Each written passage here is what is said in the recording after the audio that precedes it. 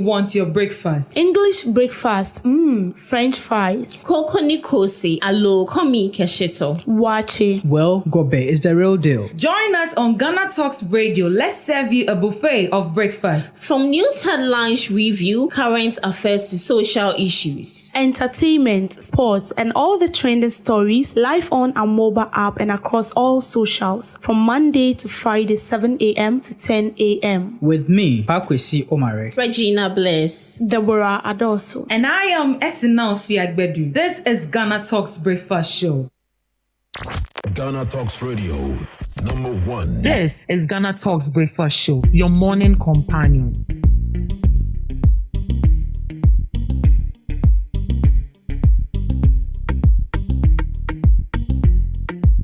This is Ghana Talks Breakfast Show, your morning companion.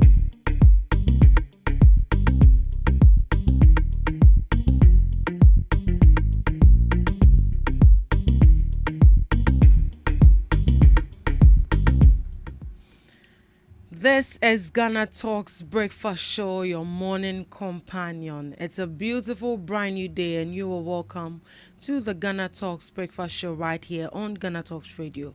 This is a news review. Right here we bring you all the latest headlines making waves in the news. And I am Esinam Fiagbedu, and I'll be serving you breakfast this morning with Miss Regina Bless and Miss W. Adoso. Remember that we are streaming live on Facebook at Ghana Talks Radio, on YouTube at Ghana Talks Radio, and also on X at Ghana Talks Radio. Do all to send in your comments. We will read them and let's get interactive right here on the Ghana Talks Breakfast Show. Once again, I'm doing this with Miss Regina Bless and Miss W. Adoso. Good morning to you ladies, and you are welcome to the Ghana Talks Breakfast Show. Good morning. Miss Regina, Yes. how are you? I'm fine. You are tired. Yeah, very stressed. The weekend is here already. Yesterday I had a massage, so... Who did I that? bet the pele the first.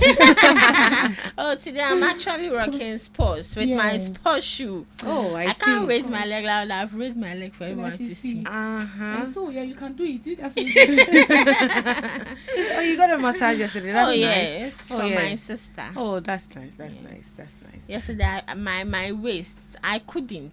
Oh, I couldn't. what did you do? Oh. Oh, Say, I wanted to ask. Thank no, you. you just imagine you coming here sitting from morning till Yeah. 5. It's I not I easy. think So you need sometimes to, you you know, feel- like exercise. Yeah. Yeah. I like the one that you have to lie down. Then somebody will be walking. Yeah, hey. at your- It's Yeah, kind of that painful, Robert but, Secret. I can't breathe. like, not when I see the person is jumping or you do it softly. You do it Okay. softly. That is if you get A very sensible person. a very good person up here. And the person Cool. should be lightweighted. Or Yeah, right. Ah, You would and there will be that family. You die before your time. So once in a while, treat yourself a massage. Very necessary. Miss Regina has treated herself. Exactly. I feel so relieved. Oh. That is why today she's in sports kits. I'll Mm. come and see. Miss Debbie, how are you too? I'm good. The weekend is here. Yeah, of course. I'm so excited. Yes, everybody is excited about the weekend because I mean, waking up early, like I know, right? Today, Yeah. when I was actually waking up, I was happy because I know Tomorrow is Saturday. I wouldn't be waking up early. you wouldn't wake up early Yeah. like that. The weekend is here and everyone is excited about it. What about you? Are you also excited about it? Or you also be going to work tomorrow and you have to wake up early, 4 a.m. again? It's not easy. It's not easy. Right, let's feed you with some news. Supreme Court grants AG extension in OSP legal battle.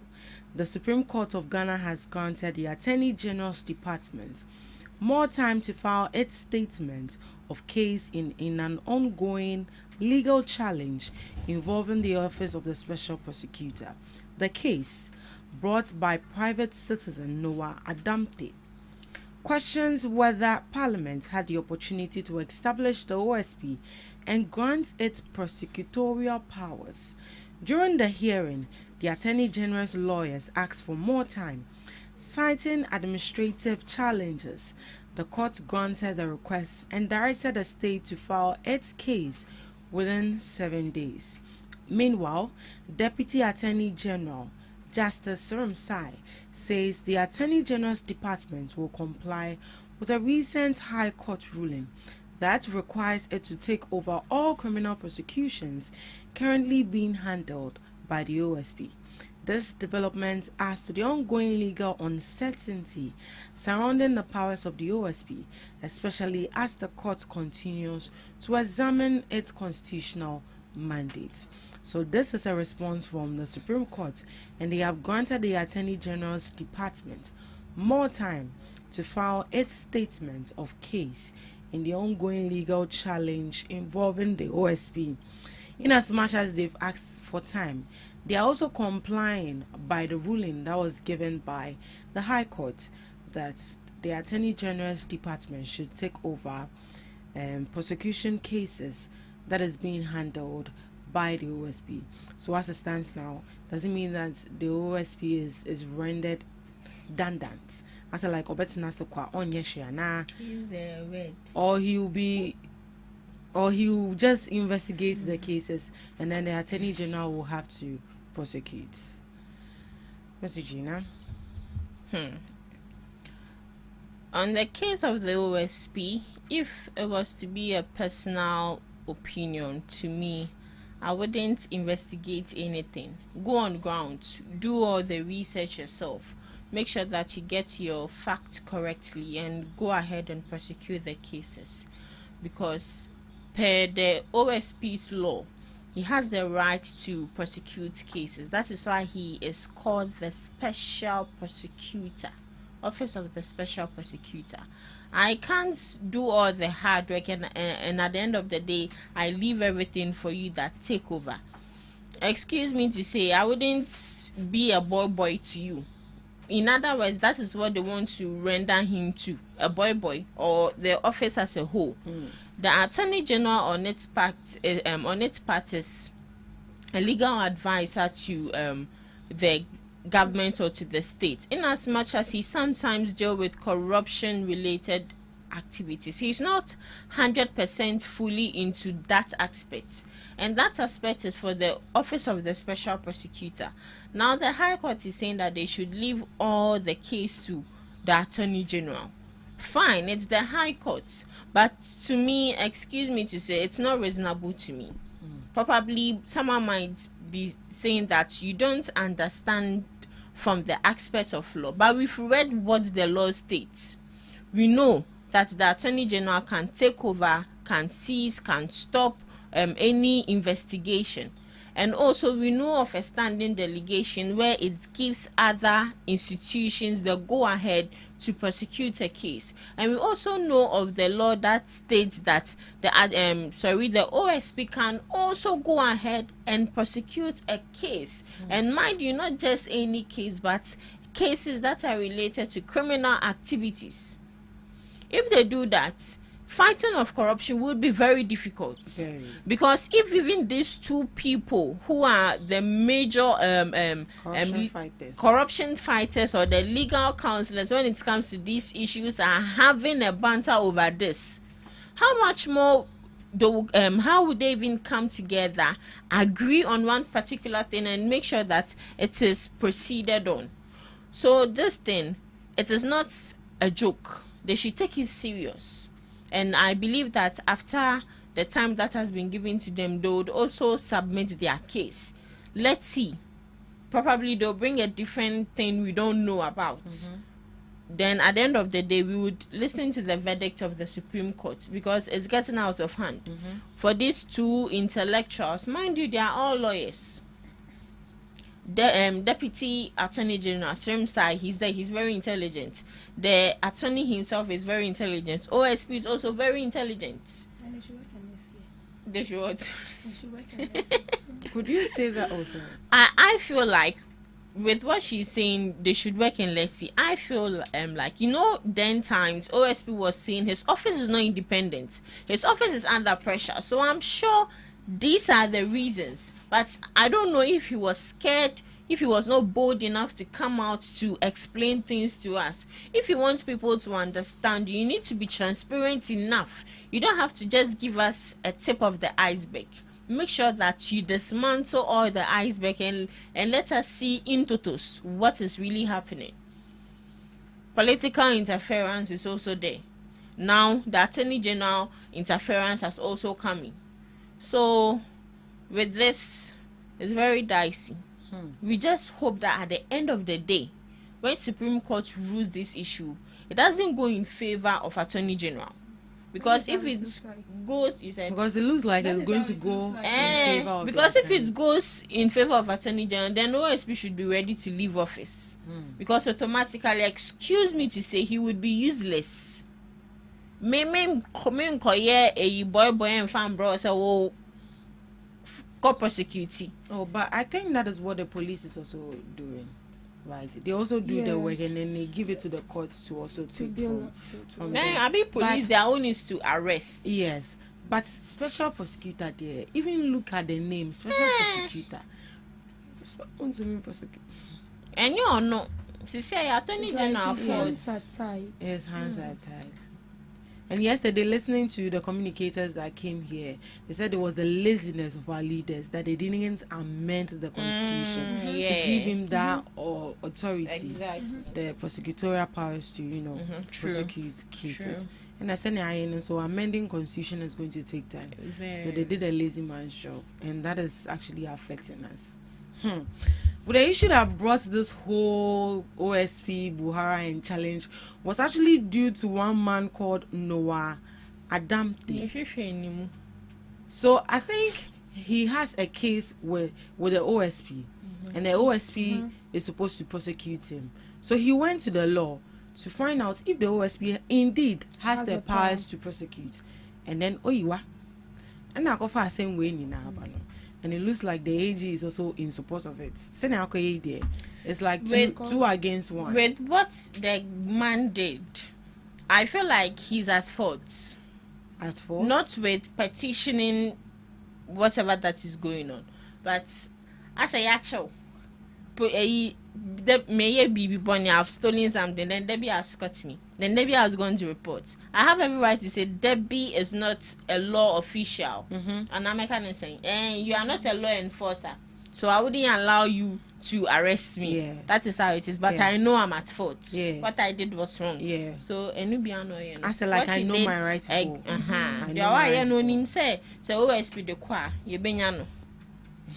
Well, Miss Debbie, this whole thing it's something else, but till the constitution is amended, the independence of the OSP will be subject to the authority of the Attorney General, because as it stands now, looks like the Attorney General is controlling the OSP. Now when you look at the OSP was being set up by a length of arms, so legislative and then part of executive, because it was set and then the OSP was appointed in office by the then administration. But the only difference between the Attorney General and the OSP is that the OSP is supposed to work independently, and the Attorney General, in a way, you are being appointed, so you are somewhere, to a particular you are subject, exactly, or you are being subject to the control of your superior. But OSP is not like that.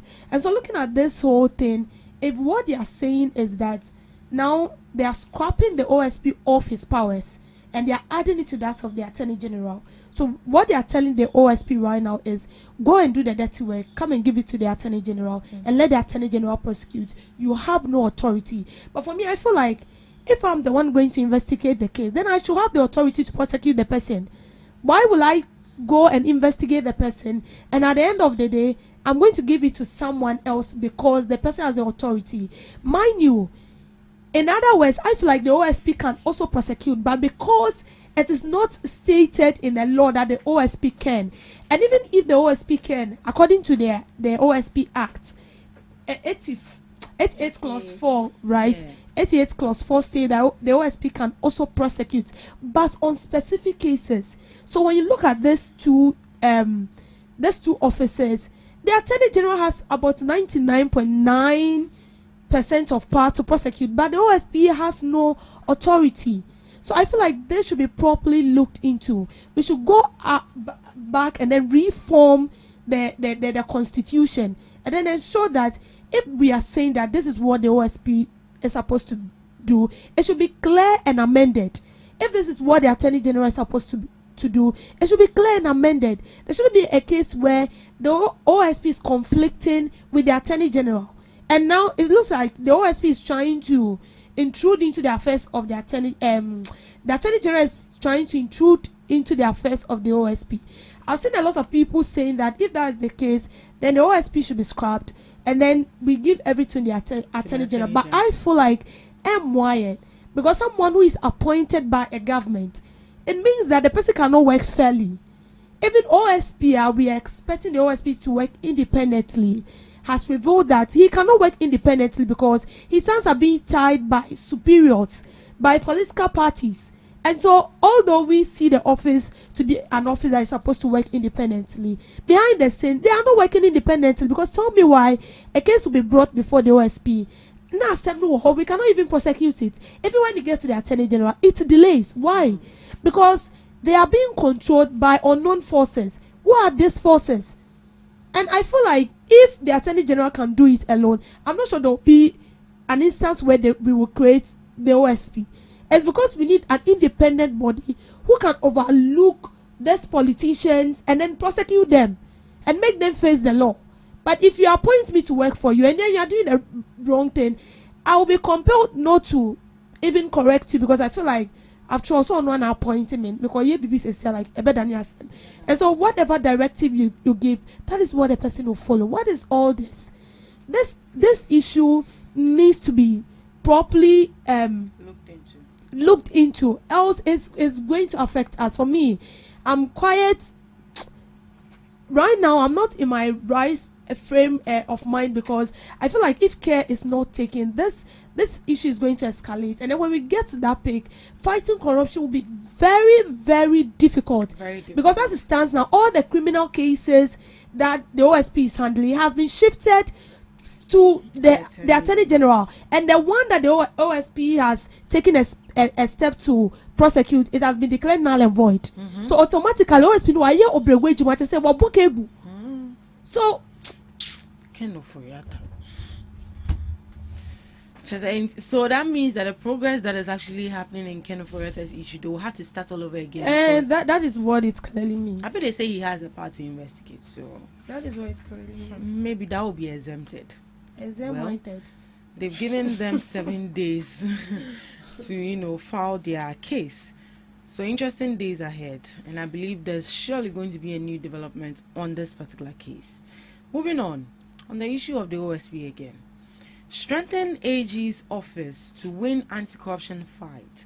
The national coordinator of the DRIP program, Lante Vanderpool, is calling for stronger support for the Attorney General's department to improve Ghana's fight against corruption.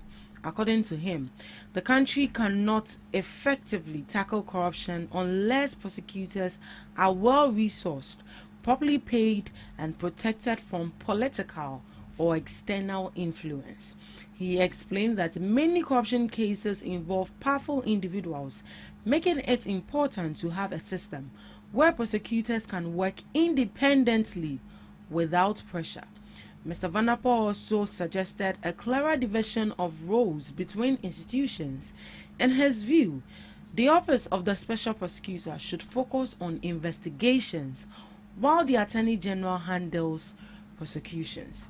His comments come after a recent High Court ruling that directed the Attorney General to take over all prosecutions by the OSP, raising concerns about how corruption cases will be handled going forward. He believes this situation highlights the need for better coordination between institutions and a stronger legal framework to ensure corruption cases are handled effectively.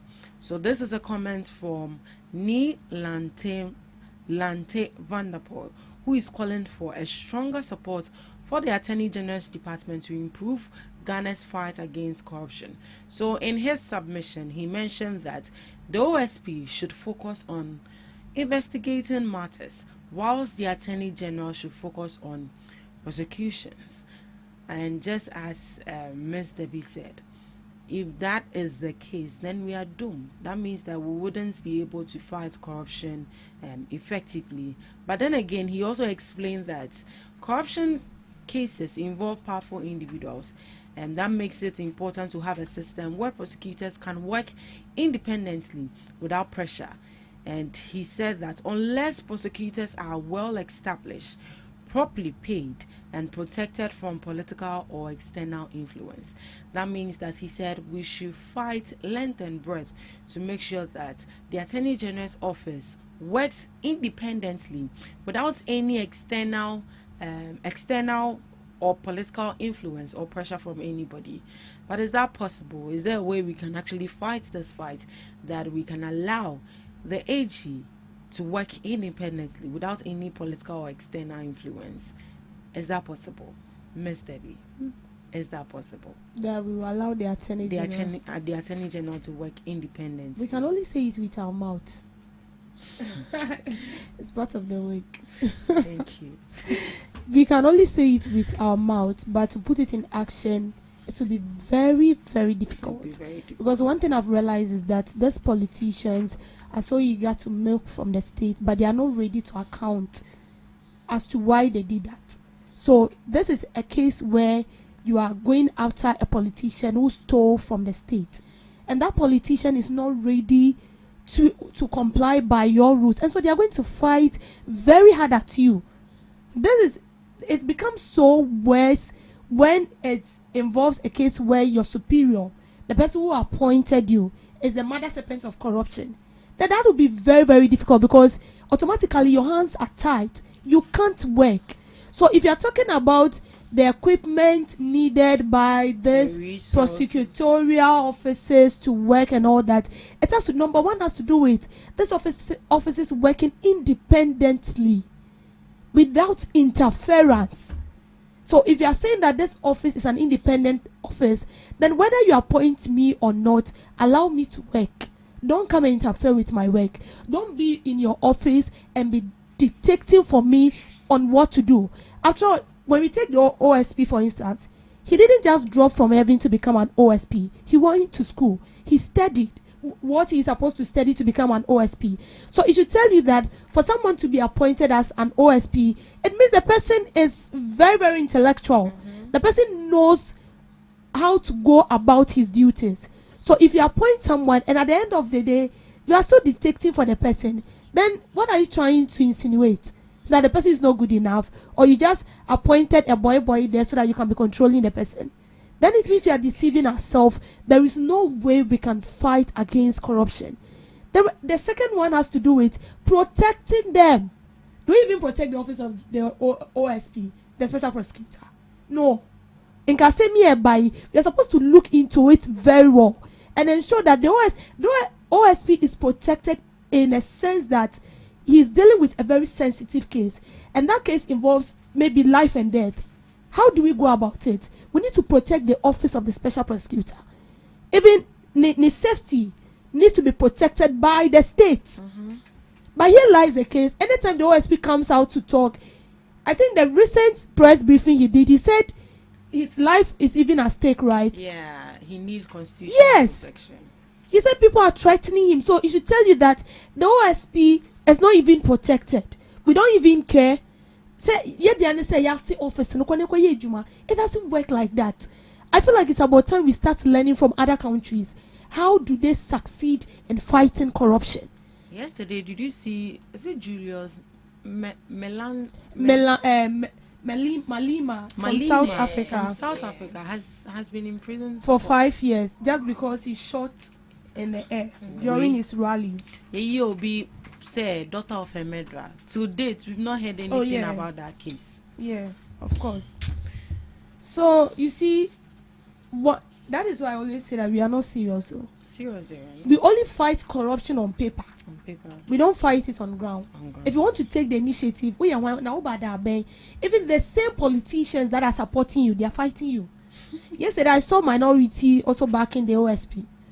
That why would they? They're actually trying to politicize this. I know, issue. right? I was yesterday. laughing. Did you hear from the NPP communicator where he mentioned that the NDC actually want to scrap the OSP's office so that they can loot from the state. That was a statement he actually made.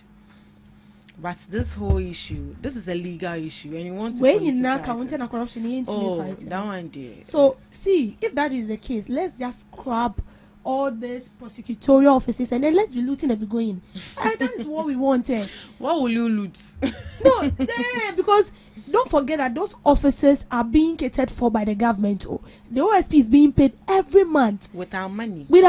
And in the OSP's office, he also has subordinates that works under him. And all these people are being paid. So you are being paid every month, and then we don't see what you are doing. And that is because, according to you, your office is being intruded. So let's just scrap. And then we have it in mind that it is corruption-free country. Then, I don't know, we will not even stress ourselves because it's kind of annoying. Right. Miss Regina, what do you have to say? I don't have anything to say. You will say. No, honestly, honestly, this whole issue is getting out of hand. And we want to fight corruption.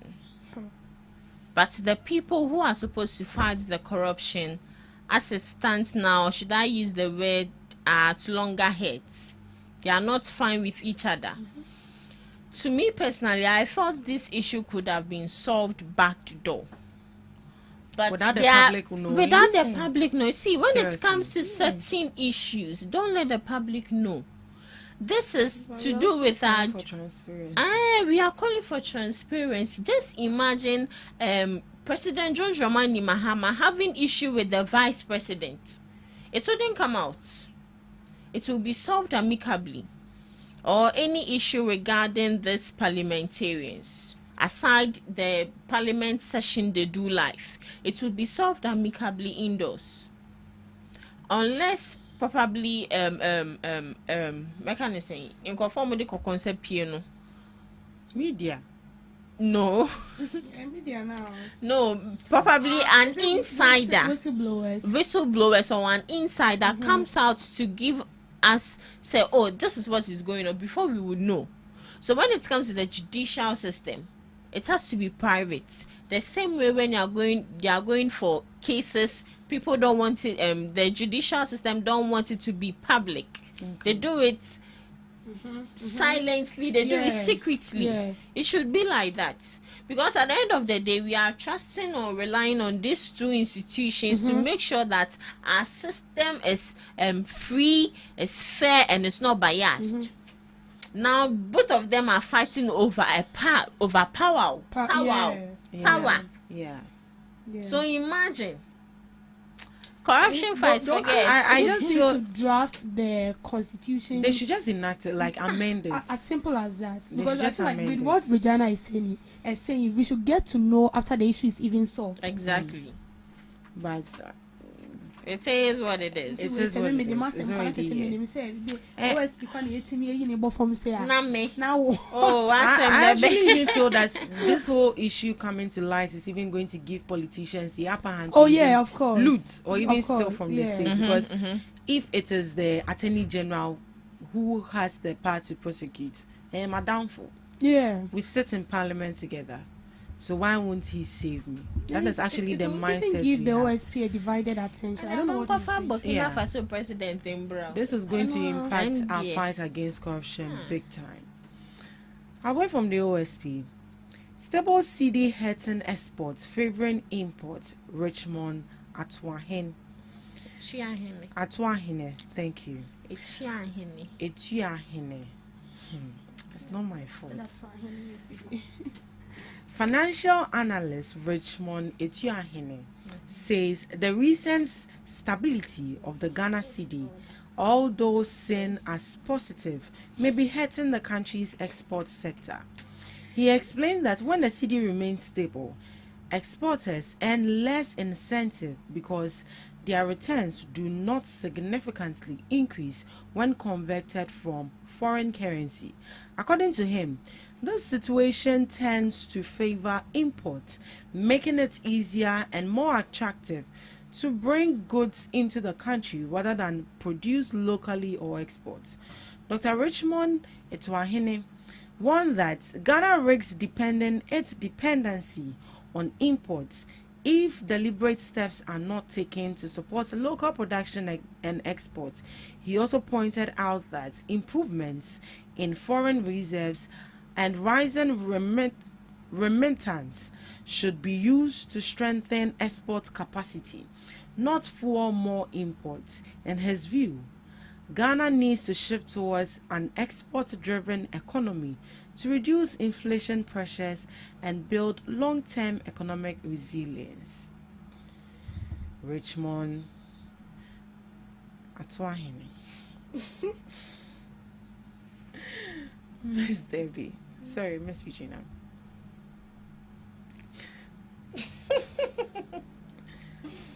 Okay, so I'm trying to get something here. Okay. So in actual sense, if our city is too stable, it actually favors those that are importing into the country, because if they rather than we exporting, you get it. In actual sense, that is what he's saying. So there's so what should we do? Okay, because so should I go on? With what I have here, when the city becomes stable or strong, exporters are the ones taking it from here to other countries. They may earn less profits when they convert foreign currency back to the cities. Last month, a foreigner sent me money. Then times when it comes, I do also. Yes.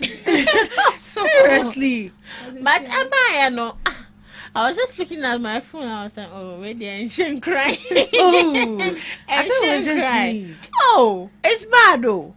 It is good that our city is stable, but first, like, you are suffering. First, my sister, my birthday, you get like thousands. But now if you come 500, I was like, what is that? I looked at my phone. I said, "Oh no, this can't be the money." And we don't have any choice. So when with the amount we initially take, when it comes now it's less. They can't also increase the amount there, because when they increase it, they feel like say as a mudi bi aka ho. They don't know say ebaha eswate. And also imports become cheaper, so businesses and consumers buy more from abroad. And over time, this can weaken local production and increase dependence on imports. Yeah. And a damn problem. Okay, so an example was given why a stable CD can sometimes hurt exports. So let's say if $1, that is to 15 cedis. An exporter who earns $1,000 gets 15,000. If the CD strengthens to $1, that is to 10 cedis. The same exporter gets 10,000. In Tisikana Eswate, almost like 5,000. And so it's true. They'll suffer. Yeah. So what should we do? So he said we should encourage locally produced products, so we don't export. So everything will be in Ghana here. Everything will be in Ghana. You and I know that it will be possible.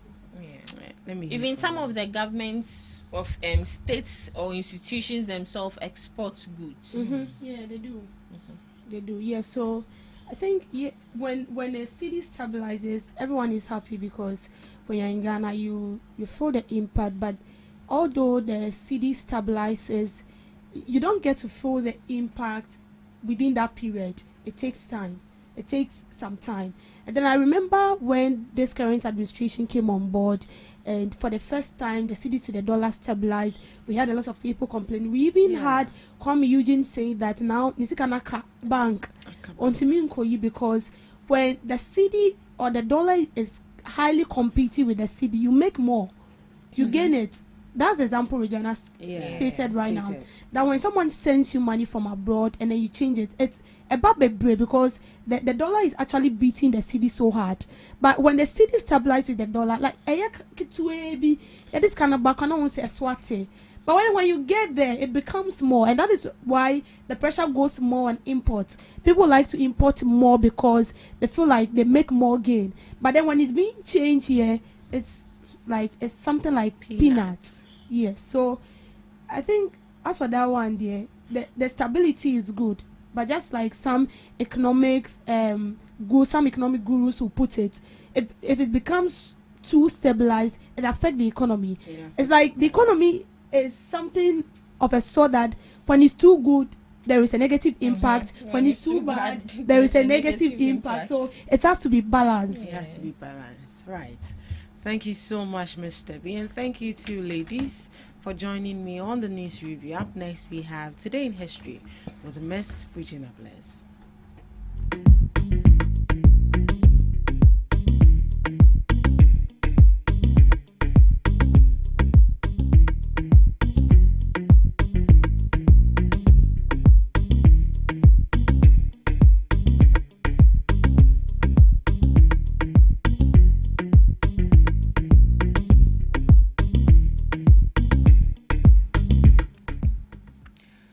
Bringing you today in history on this day, 1970, Apollo 13 returns to Earth, splashing down in the Pacific Ocean at 1:07 p.m. EST after an oxygen tank explosion forced the cancellation of the moon landing.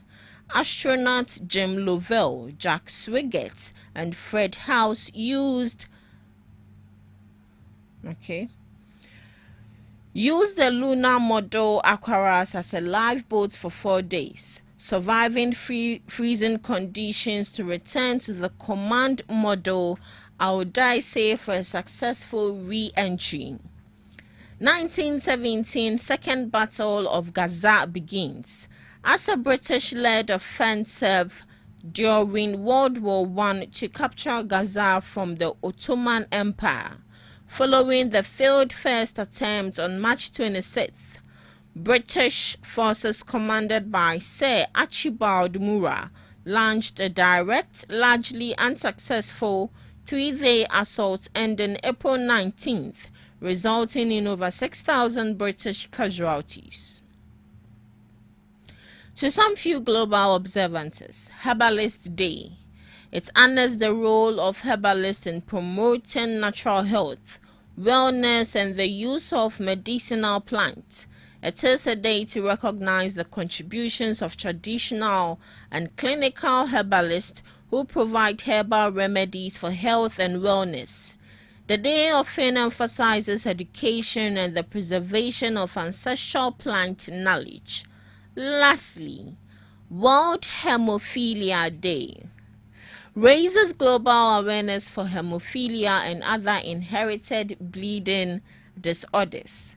Organized by the World Federation of Hemophilia since 1989, the 2026 theme is Diagnosis, First Step to Care, focusing on identifying the 75% of patients worldwide who are undiagnosed. So today is a day to raise global awareness for hemophilia, that is inherited bleeding disorders.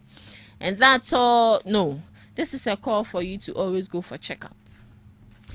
And that's all for today on Today in History and some global observances live on Ghana Talks Breakfast Show.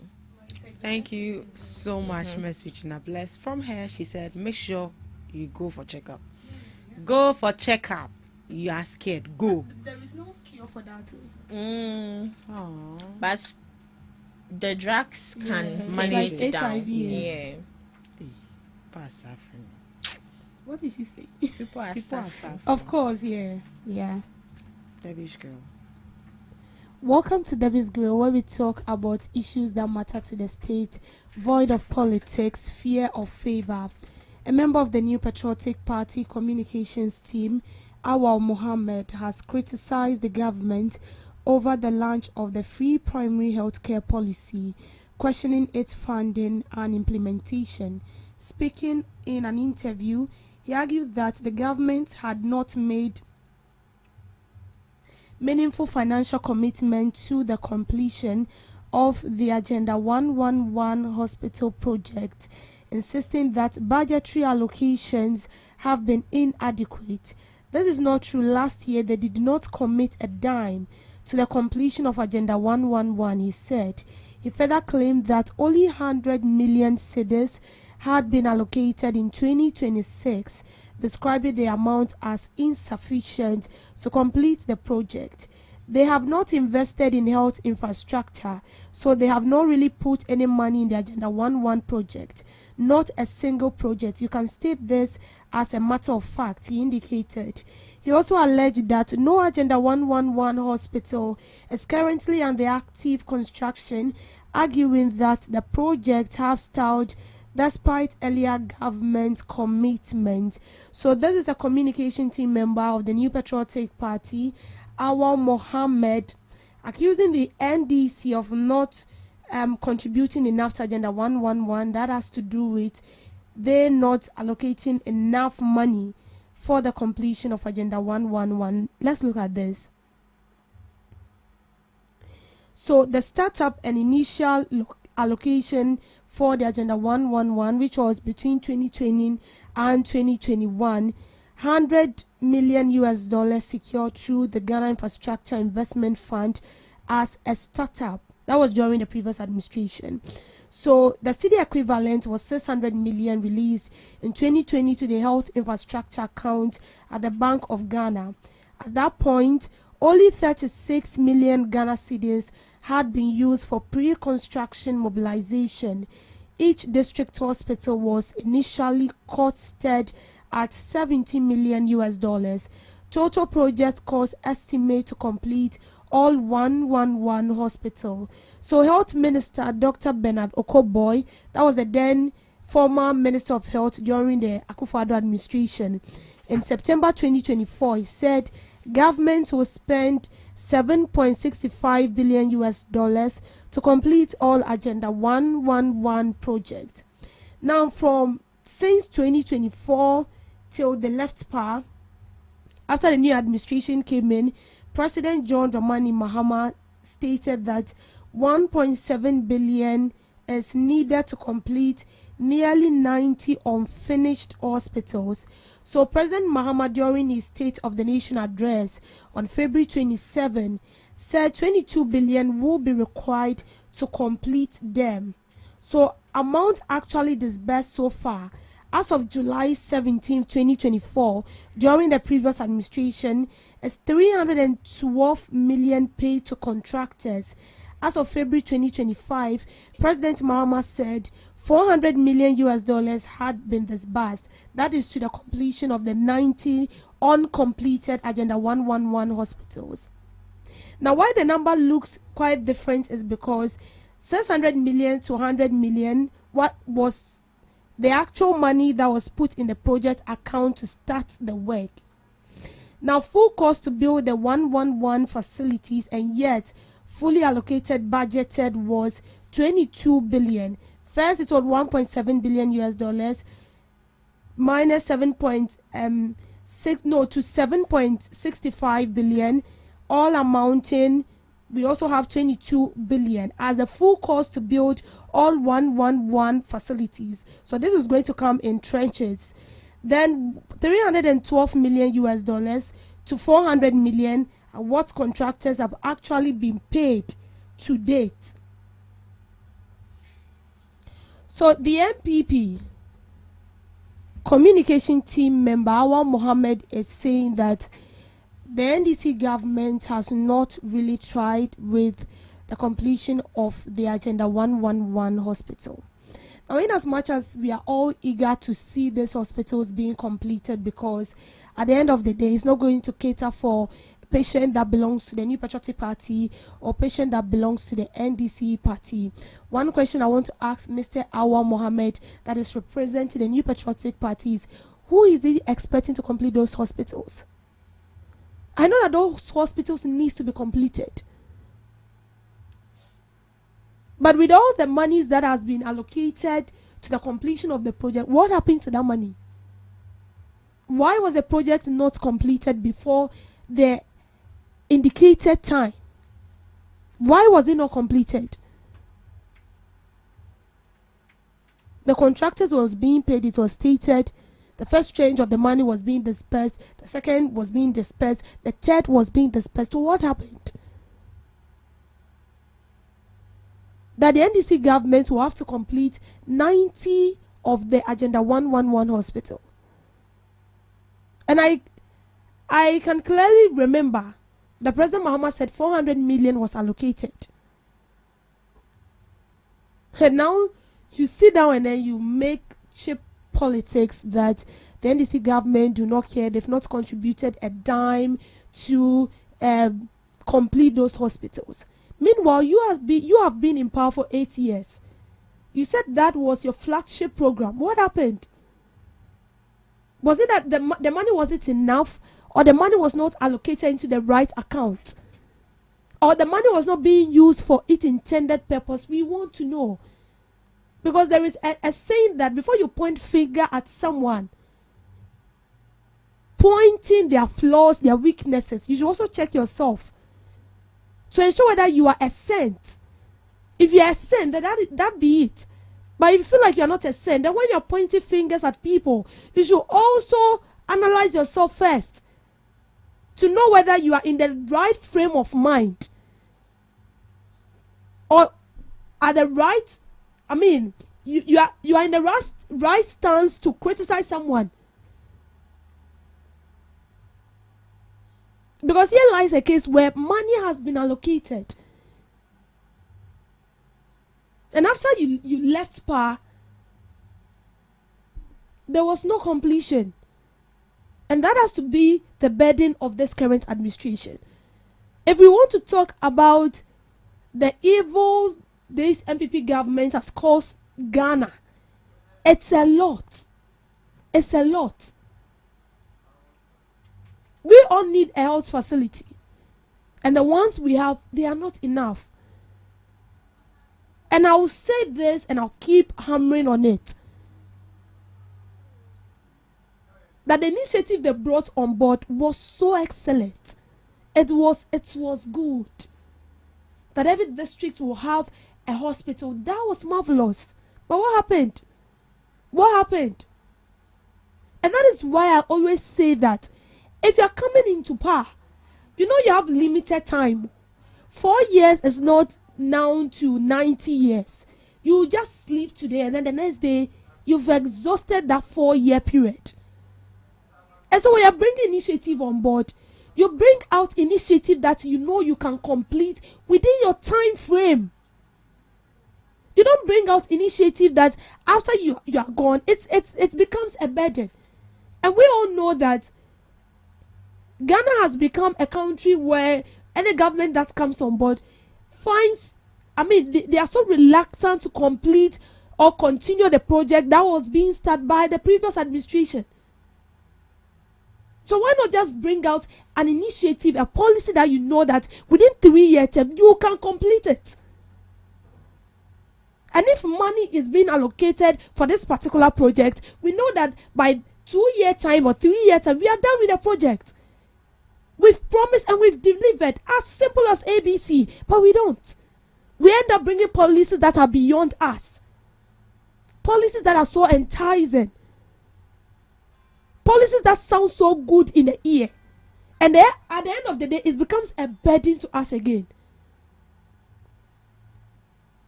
Building a well-equipped hospital is not something that is on the floor. It's not easy as it's being stated. A lot of money will have to go into it. So even if you say you are bringing up an initiative that has to do with building maybe just 50 hospitals or maybe 20, it makes sense. At least you know that by your 4-year term, you will be able to complete it. And now the NPP is trying to make it look as if the NDC is feeling so reluctant to complete the same project you brought on board and you never completed. And even if you should ask them why they didn't complete it, they will try to buttress it with propaganda. Unreasonable, using political tricks to cover whatsoever they've done. And that is bad. That is very, very, very bad. When President Mahama came into power for the first time, he brought out an initiative. And that has to do with building the e-blocks. He started a lot of districts got their e-blocks, the community day schools. Unfortunately, she was being pushed out of power. And then there were lots of this project rotting in the bush. I can't remember, there was a time where one of our sister media stations did a documentary where the school was completed. The only thing they need to do is just to is it lunch? The only thing they have to do is just lunch. I don't know whether the word I'm using is correct though, but let me borrow it. The only thing they had to do was just to launch the school, and then it becomes operational, but they didn't do it. They left the school to rot. What's the name? The furniture and everything was being eaten by this termite and all that. And when I saw the video, I was like, oh God, this is taxpayers' money. Taxpayers' money. And I can vividly remember that Togbe Afedi called on the then president, Nana Addo Dankwa Akufo-Addo, that there is this one e-block in his constituency, and he would like the president to do something about it. I can't say unkoye. So betting me, I want to abandon my quiet. Go and do it. Or better still, call your president to come and do it. That was a sitting president. A whole city president. He gave a chick answer to the chief. Now go and do it yourself. After all, what? Did you even vote for me? No, you didn't. So why will you call me to come and complete something that I didn't start? So this should tell you that we have a very big problem as a country. And it's not starting from today. It's not starting today. It started way back. Imagine during Nkrumah time, all the projects he started with was being completed by the successive government we had and all. Like, we wouldn't be here. Ghana would have been far, far, far ahead. Far, far, far ahead. But because it wasn't started by my government, I will not be credited for it. And so, no, also they need the ABBA. They will start, they won't complete. Another one will come. They also bring in a new policy. They will start, they will not complete. And then the taxpayers' money is being wasted. And we are seeing nothing. Nothing. And the same people that are destroying the country for you, but you not even see their award being enrolled in any of those schools. You don't even see themselves receiving treatment in any of those hospitals. And that is why I feel like they don't care. This is the time where you need to even collaborate with the current government. Convince them enough, because they need to complete those hospitals. And it's needed. If those hospitals are being completed, trust me, it's going to help us as a country. We wouldn't need to struggle. Citizens will not need to be transported from a village somewhere to another place for treatment. Meanwhile, you have a full hospital, a well-structured, equipped hospital in your district. The politics we are doing of late is too much. Please. Please. You should have completed it when you were in power. 8 years, you should have completed it. And since you didn't complete it, please shut up and allow the government to do its work. The president has already stated that they are going to complete parts of the hospital. The best you need to do now, what I want you to do now, is to collaborate with the government and help them complete what you started and you could not complete. Thank you for making time with me on Debbie's Grill. Thank you so much, Miss Debbie, for that grill. And thank you, too, for joining us on the Ghana Talks Breakfast Show. We'll be going for the news shortly. And right after the news, we'll be back with the main segment. Please stick and stay with us. Are you ready to amplify your business or brand's reach and make a meaningful impact in Ghana and beyond? Partner with Ghana Talks Radio today to connect with a diverse audience across Ghana and beyond. Elevate your brand through on-air promotions and social media. Boost your brand during prime time. With Ghana Talks Radio, you can extend your reach across digital platforms. Ghana Talks Radio is not just a station, it is a community hub where your brand becomes part of the conversation. Join us in fostering connections, celebrating culture, and making a lasting impression. For customized sponsorship packages and enquiries, email contact@GhanaTalksRadio.com or call +233 202 544614. Ghana Talks Radio, giving the youth a voice.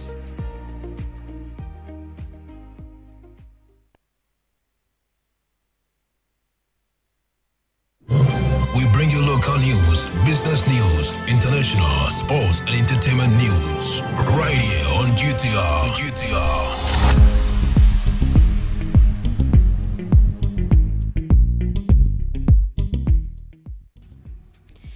Hello, good morning, and welcome to the morning news update on Ghana Talks Radio. Coming up, minority demands hold to 700 million Ghana cedis National Pensions Regulatory Authority loan over unused Phase 1. Ghana Bar Association President Efua Gate urges judges and lawyers to uphold justice with humility as Supreme Court at 150. Ga Dangbe Traditional Leaders Petition, President John Dramani Mahama over revoked Magdan Aviation licenses at Terminal 1. Also coming up, Lake Busumtree farmers lost crops as protected buffer zone cleared by unknown earth-moving machines. The Street Road Improvements Program National Coordinator rejects calls to scrap the Office of the Special Prosecutor while demanding reform for true independence. These and many more coming up your way shortly.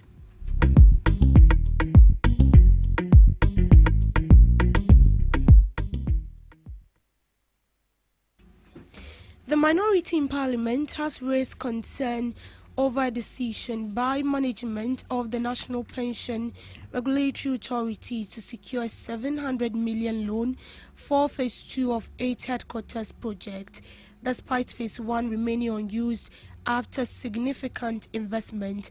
Member of Parliament for Otafo, Vincent Eko Asefua, described the move as questionable and called on the Finance Minister to immediately halt the process pending an independent review of the project. According to the minority, millions of cedis were spent on Phase 1 of the National Pensions Regulatory Authority headquarters, yet the facility is not in use. Mr. Sefua urged the Ministry of Finance to intervene and ensure transparency, insisting that further financial commitment should only proceed after full audit and justification of existing structure. The first phase of the MPRA headquarters, a state-of-the-art facility along the N1 highway, also known as the George W. Bush Highway, was financed through IGF, derived from the approximately 0.33% of the 2.5% pension administration fees. That gradual and prudent financing model was pursued over time, yet the facility remains uncommissioned to this day. Some 3-4 years ago, the MPRA committed a lot of money in building the first phase of the headquarters of the MPRA. And today, if you move along the N1 highway, that facility is there, uncommissioned, unused. We have a certain MPRA CEO who has also taken pensioners' money, about 700 million Ghana cedis, to go and expand that headquarters. A headquarters that you have not even used, a headquarters that you have not even commissioned. Your spending appetite tells you that you should go and expand it at a cost of 700 million Ghana cedis. Now, the problem is that if that money is given to fund managers to manage, the interest that will accrue to pensioners will be about 20%. He is paying less than 7 or 8%. Why is Mr. Chris Boyd-Mensah pursuing a Phase 2 facility when Phase 1 remains uncommissioned? What is the urgency? What is the necessity? And why should retirement savings be drawn into such a large-scale infrastructure expansion at this point? President of the Ghana Bar Association, Efuagate, has called on judges and lawyers to administer justice with humility and fairness as the judiciary marks a major milestone. She made the call while speaking at the Supreme Court at the 150 celebration held at the University of Ghana under the theme Honoring the Past, Celebrating the Present and Defining the Future. Mrs. Gatti stressed that the legitimacy of the legal profession rests not only on technical competence but also on the ethical conduct of its members. The Supreme Court at 150 event commemorates 150 years of Ghana's apex court and reflect on its role in shaping democracy, rule of law and constitutional development. 1876 is not just significant for the establishment of the Supreme Court, it is also significant for the bar because it marked the beginning of the era of formal trained lawyers in the Gold Coast.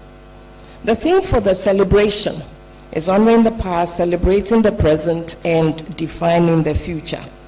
Respectfully, as we join the bench to launch this momentous celebration, we ask ourselves very simple questions. Where would Ghana be without the rule of law, safeguarded by the bench and the bar? Would the scenery be that of the survival of the fittest? Are we fulfilling our God-given responsibilities? That is why we must continue to remind ourselves, both the bench and the bar, that we find ourselves in a hallowed position, a position of immense power and influence. May we be humbled by this and dispense justice to all men and women without fear or ill will. Addressing the gathering on behalf of the minority leader, Deputy Minority Whip Jerry Ahmed Shaib used the occasion to caution against attempt to politicize the court. He argued that public trust in the justice system hinges on its ability to stay free from partisan interest. Our nation's legal journey has been one of a collective purpose. Each generation, like those pilgrims, has contributed its own chapter, some marked by sacrifice, others by triumph, but all moving together in pursuit of justice and order. As we mark 150 years of the Supreme Court of Ghana, we pause along this journey, not only to reflect on the stories of our past, but to take stock of where we stand today and to define with clarity and courage the path that lies ahead. For 150 years, the Supreme Court has been the guardian of our Constitution and the defender of our freedoms. We honor the vision of our founding fathers and jurists who laid the foundation of justice in this land. Their courage reminds us that democracy is never handed down. It is earned, protected, and preserved. We cannot forget the landmark decisions that shaped our democracy. These decisions strengthened the rule of law and reminded us that justice in Ghana is not for the privileged few, but the right of all. They are a proof that the court must remain impartial, an impartial arbiter of our collective destiny. As we celebrate the present, let us also safeguard the court's independence. The judiciary must never be dragged into partisan politics. Its strength lies in neutrality. The judiciary's strength lies in neutrality, in their ability to interpret the law without fear or favor.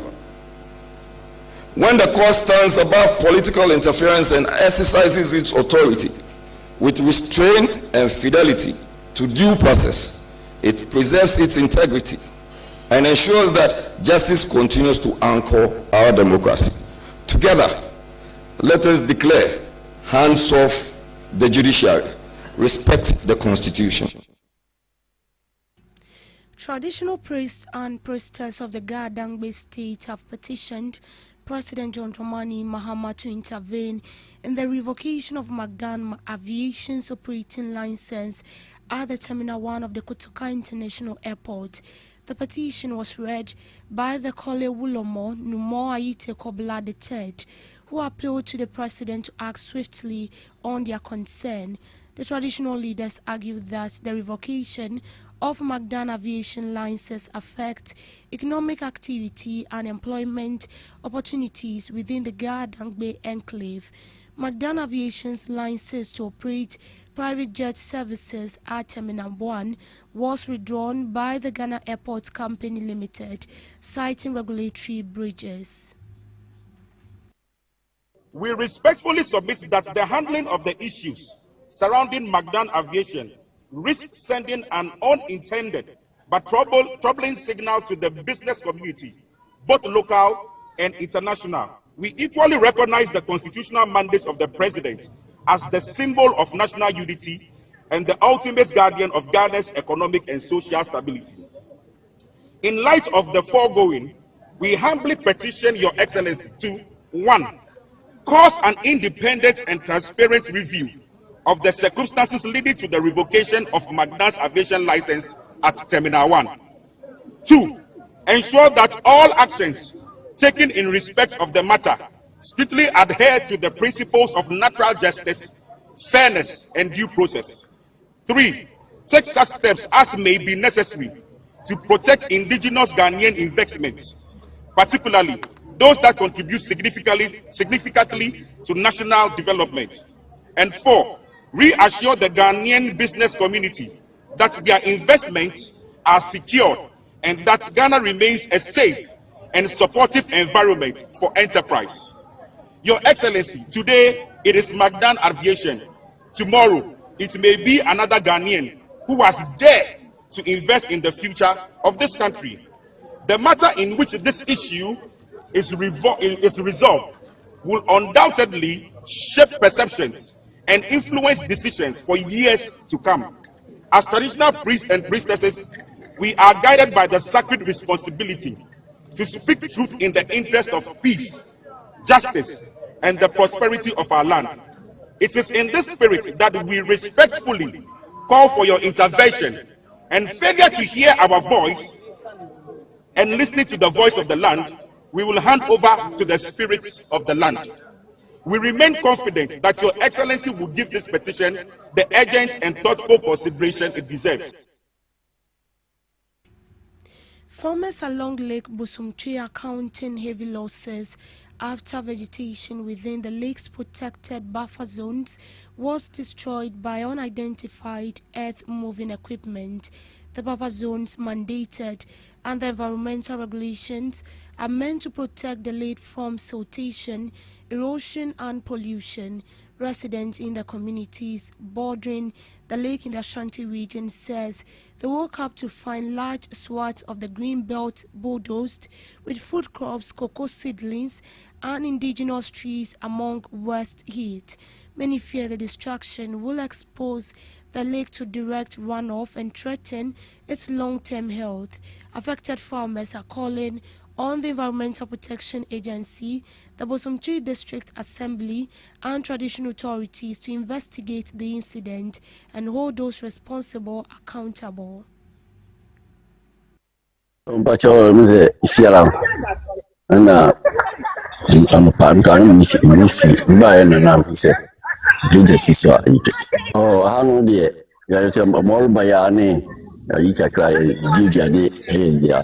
Nti mọlba kakra no sebai na je omo kan fancy asinti en film so am beteko wie ho nti ani ade omo se ani na wodi china no de ha je senti ni se ayi ready no omo di nka beti 100 feet ato se omo re obu bi akwa enye enko so be project bi ho ama omo CPS nti ya se ebo nsi no bai nti se a ho ni se no nti hu se betimi as affecting si e kaka ye te ba bi ni se bi sa na ko ba se utumfo na okuku adu na di wo mre se o kan ho hia ni ya sasiwa na se oboy project na nti ya hemfo na ba o ma so tie nsi nya bi ama na project na ha se a mu bi adu nti ni project crop and I'm so among the end so I'm on the best ABD seen answer. On no crown a brain, ya said I'm okay, ya chia young be cream her. Anka, how can come by West Sati? And now mine a dear the second said. And yet, on yet, because I couldn't and any young the same side you the eyes. I for hard from my father, that's where paper across the day. And I say, I'm Jahorma. The District Road Improvement Program National Coordinator Nilante Vanderpoy calls for reform of the Office of the Special Prosecutor to strengthen its independence rather than a total scrub. He called for reforms of what would guarantee greater independence for the OSP and restrict its mandate strictly to investigation. According to him, separating investigations from prosecution would prevent conflict of interest and reduce political interference, allowing the Attorney General's Department handle prosecutions after the OSP complete its investigation. I say that I would not support any idea of scrapping the Office of the Special Prosecutor. Okay. But maybe we need to reform the way it acts. And I still will go by the American system, that the Office of the Special Prosecutor becomes a very independent, autonomous body, which comes in at any time when there is corruption or perceived corruption to investigate fully. You understand? So that his duty will totally and fully be for investigation of corruption or corruption-related activities. Right. And then when they have established prima facie, hand over the prosecution to the establishment or the institution that is vested with the power in the Constitution to prosecute. All these gray areas will be removed. If those cases, as you ask, cases that have been determined, I think all the individuals who are involved in those cases will have remedies as far as the appeals are concerned. But I'm not too sure whether they have really concluded any case. So what rather it presents to us is all this pile of cases, because the last time he himself did the press conference, he mentioned over 400 something cases. All these cases will now go to the Attorney General. Yes. In business, Mobile Money Fintech Limited has announced it is conducting routine checks on its Momo agent platform, leading to a temporary suspension of the SIM of some mobile money customers.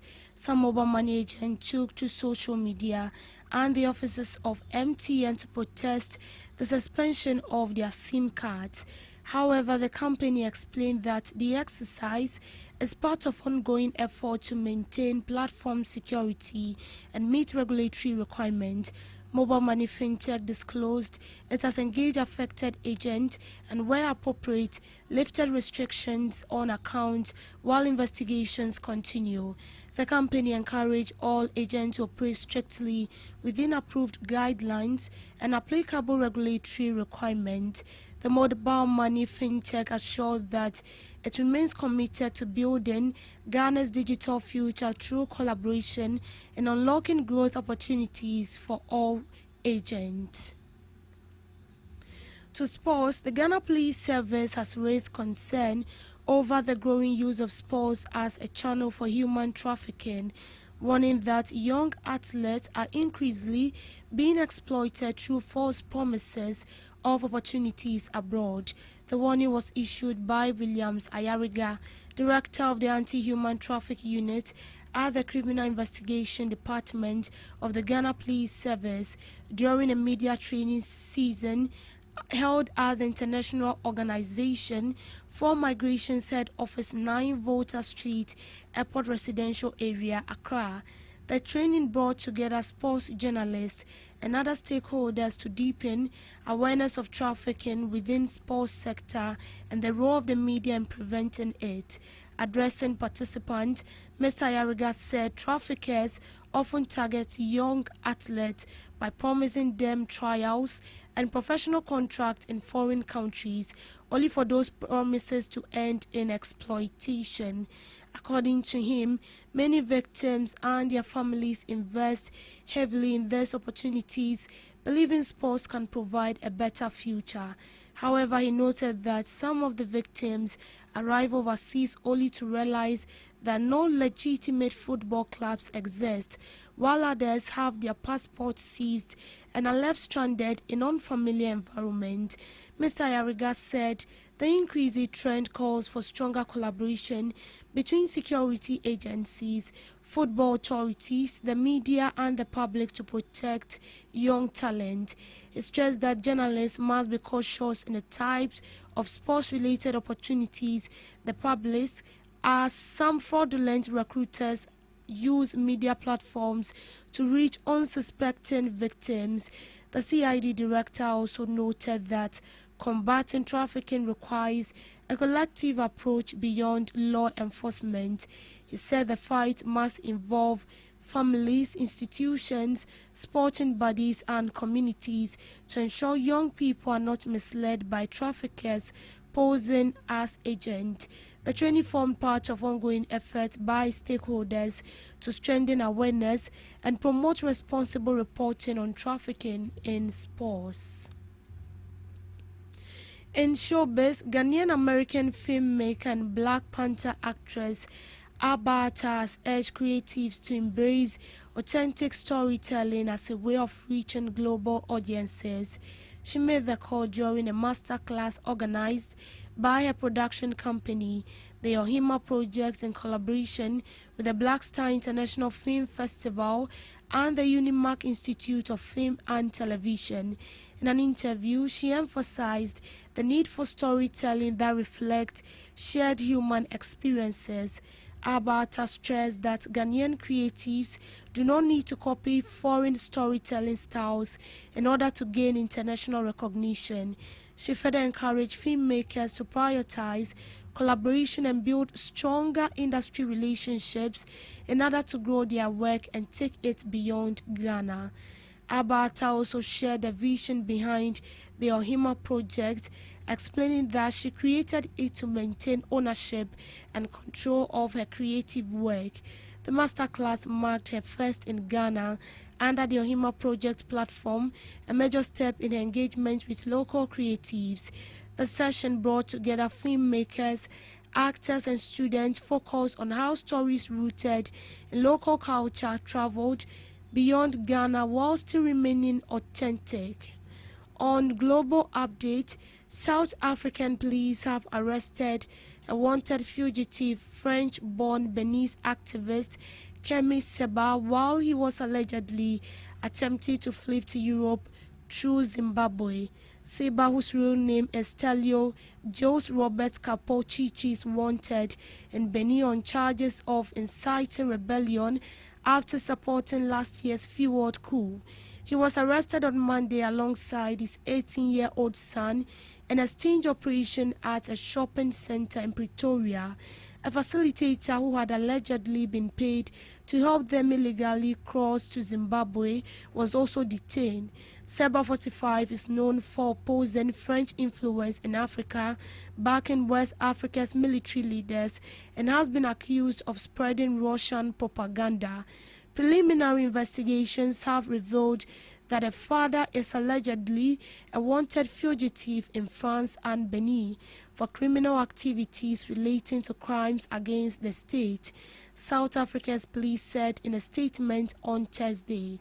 The police added that the individual who insisted and also assisted Seba and his son had been paid about 250,000 South African rand to help them move across the Limpopo River into Zimbabwe with the intention to further proceed to Europe. They remain in police custody after appearing in court on Wednesday. However, the case was moved to 20th April with plans for Seba's extradition under progress. Some of his supporters have denounced the arrest as politically motivated. Seba was born in France to parents from Benin and is a prominent figure with 1.5 million followers online. He has the NGO Pan-Africanist Emergency, which promotes issues related to African sovereignty and solidarity. He has been sentenced in France several times for inciting racial hatred and is often accused of anti-Semitism. In 2024, he was stripped of his French citizenship. He responded by burning his passport in public, claiming he had been freed from the burden of French nationality. Thomas Garcelot, then chair of the National Assembly's Defense Committee, accused him of being mouthpiece for Russian propaganda and serving a foreign power that fuels anti-French sentiment, according to the France 24 news site. The same year, he was granted a Niger diplomatic passport that designated him as special advisor to the junta leader Abdurrahman Chiani. The military leaders which seized power in Niger, as well as its neighbors Mali, Burkina Faso, have halted military cooperation with France in fight against Islamist militants and have instead started working with Russia. On 7th December, multiple soldiers claimed to have overthrown the Benin president. The attempted coup was fueled within hours with help from Nigeria and France. Seba had posted a video declaring it was the day of liberation for his country. Benin, a former French colony, subsequently issued an international warrant for his arrest for supporting the failed coup in Benin. And that's it on the morning news update. Do well to log on to all social media platforms at Ghana Talks Radio for more news stories. I am Deborah Adolso. Thank you so much for making time with me. Good morning.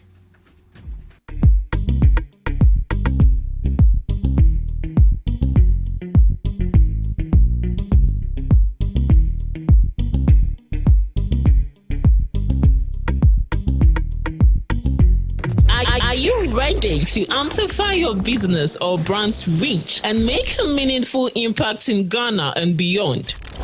Partner with GhanaTalks Radio today to connect with a diverse audience across Ghana and beyond. Elevate your brand through on-air promotions and social media. Boost your brand during prime time. With GhanaTalks Radio, you can extend your reach across digital platforms. GhanaTalks Radio is not just a station, it is a community hub where your brand becomes part of the conversation. Join us in fostering connections, celebrating culture, and making a lasting impression. For customized sponsorship packages and enquiries, email contact@GhanaTalksRadio.com or call +233 202 544614. GhanaTalks Radio, giving the youth a voice.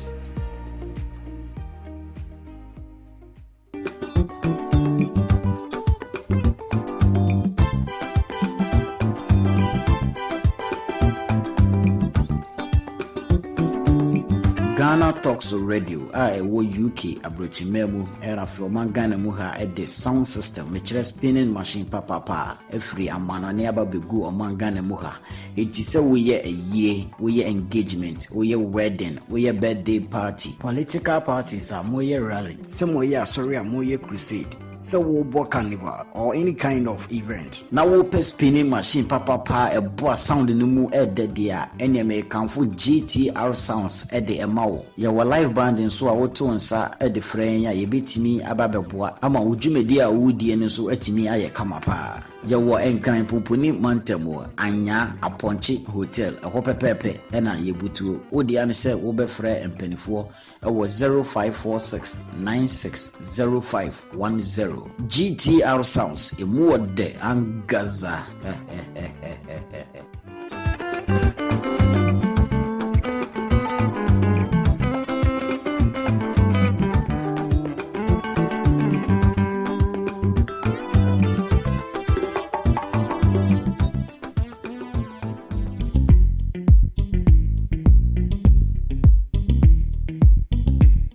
is Ghana Talks Breakfast Show, your morning companion.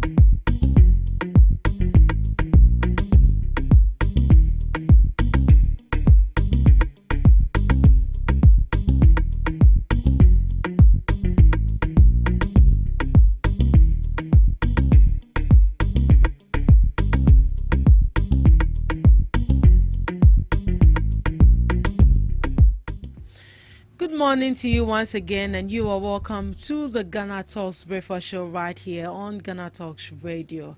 Remember that we are streaming live on Facebook at Ghana Talks Radio, on YouTube at Ghana Talks Radio, and also on X at Ghana Talks Radio. Do all to send in your comments. We'll do all to read them.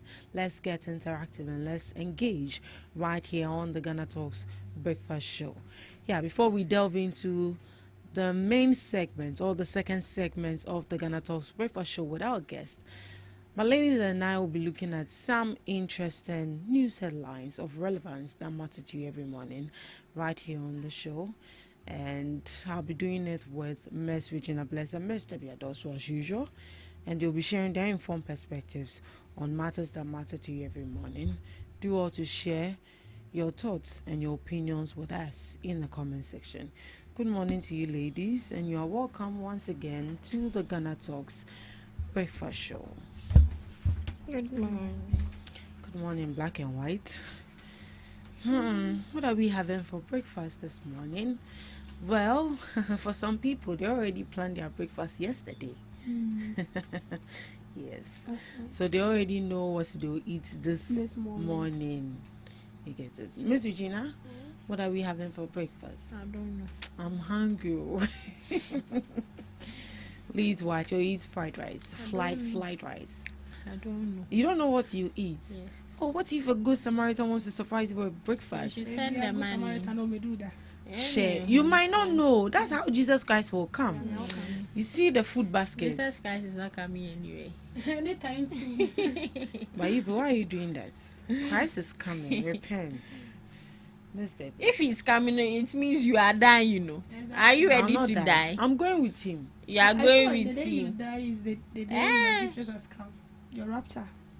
I don't think I'm dying in it. Then keep quiet. I'm not born from my mother. I have to born from my mother. My mother has to back my babies. Yeah. Nanka, here. Oh, it's very necessary. It's very, very necessary. Miss Debbie, are we eating fried rice this morning? Of course, it's in the microwave. Oh, my goddess. Right, I think I have to book a massage. Miss Regina, hook me up to your masseuse. Okay. Right. Okay, we'll be looking at some interesting news headlines. Right, for our first story, this is from Minority on the issue of the OSP. Let's see what they have to say. High Court aired in Horton OSP prosecutions. The minority in Parliament has criticized a High Court ruling directing the Attorney General to immediately take over all criminal prosecutions being handled by the Office of the Special Prosecutor, OSP, arguing that the decision was legally flawed. The caucus contends that Article 88, Clause 4 of the Constitution provides a one-time authorization for the OSP to undertake criminal prosecutions, making further approval from the Attorney General unnecessary. Their reaction follows an order by the High Court which directed the Attorney General to assume control over all ongoing prosecutions initiated by the OSP pending formal authorization. The court also declared all prosecutions null and void, effectively halting multiple cases. The legal counsel to the minority caucus and member of parliament for Swame, John Darko, described the ruling as complete mistake. He said, if anybody interprets Section 4 of the OSP Act to mean that anytime you want to bring a prosecution, a suit against anybody, a criminal suit against anybody, anytime you want to prosecute an accused person, we need to go to the Attorney General's office for clearance, will be mistaken, because There was no need to set up the office for it to be controlled by the executive if the person needs the AG's authorization at every turn, every day to bring cases. Then it's just like another appendage of the executive and comes under the control of the executive. He further criticized the court's decision to nullify all ongoing cases. The judge, again, was wrong. He cannot declare all the cases as null and void. He has no such power. He has no power to do that. This judge cannot declare all the cases as null and void. He is completely wrong. He doesn't have that power. The only court that has the power will be the Supreme Court. He also called on the Office of the Attorney General to demonstrate its commitment to the fight against corruption by authorizing the OSP to continue handling its cases. According to the minority, the Attorney General's swift move to take over the prosecution raises concerns about the government's commitment to tackling corruption. John Darko further criticized the government's legal stance against the OSP, describing it as troubling and inconsistent with efforts to strengthen anti-corruption institutions. They are saying that the High Court doesn't have the power to actually declare that the cases that OSP is handling is null and void, but it's just the Supreme Court. Mr. Gina, what can you say to that? Do you agree with them?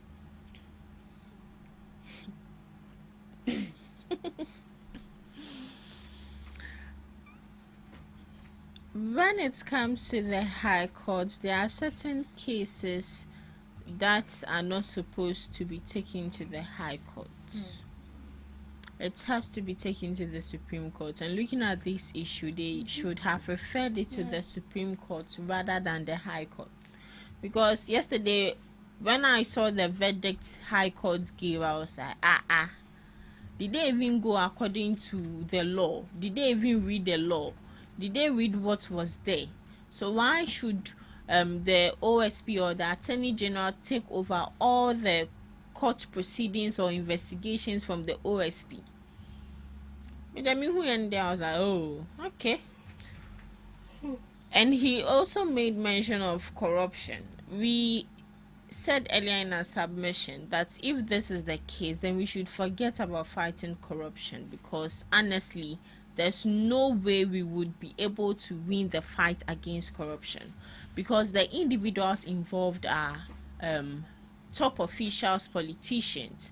And here lies the case. The Attorney General was appointed by a politician, and also the OSP was also appointed by a politician. Now, since you are politician, the the past by the president. So the president is a politician. And then he was being vetted by parliamentarians, so in between the legislative and then the executive. What's it? Yeah.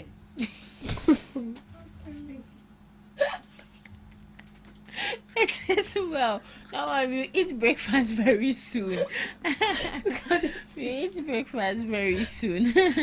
So with what is going on, I don't know if they can set up a rule where no one in a political space appoints someone who at the end of the day would be investigating them personally.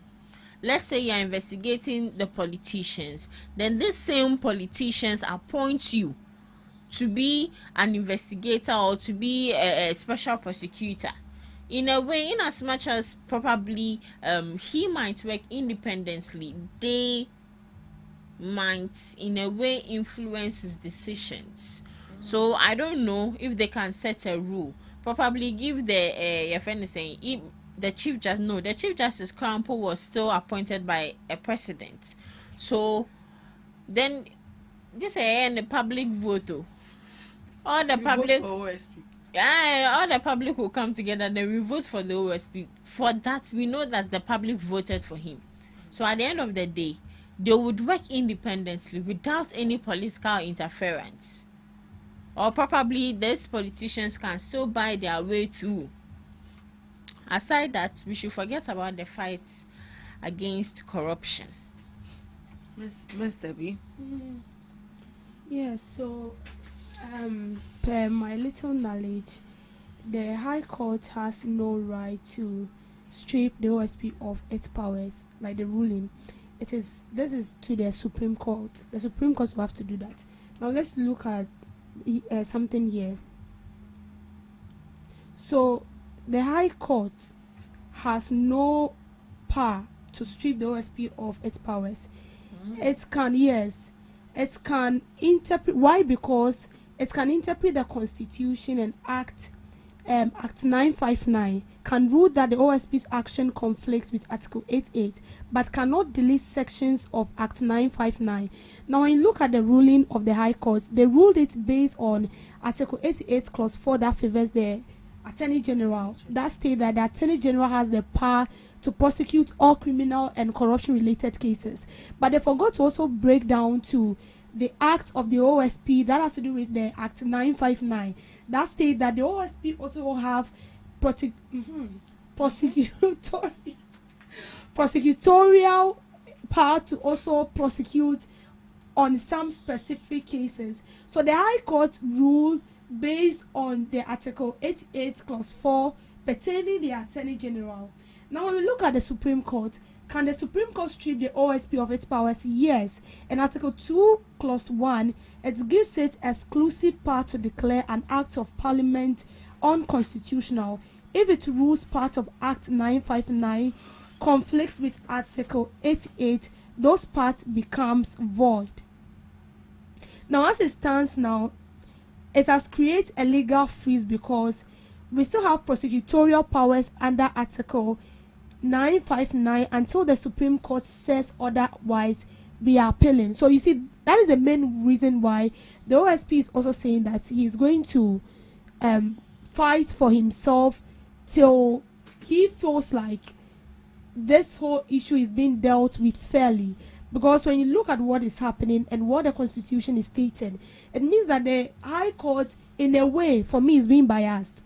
Because you are ruling in the favor of the Attorney General based on Article 88, Clause 4, forgetting that Article 959 also states that the OSP has some sort of powers to prosecute corruption-related cases and also some offensive cases as well. So for me, we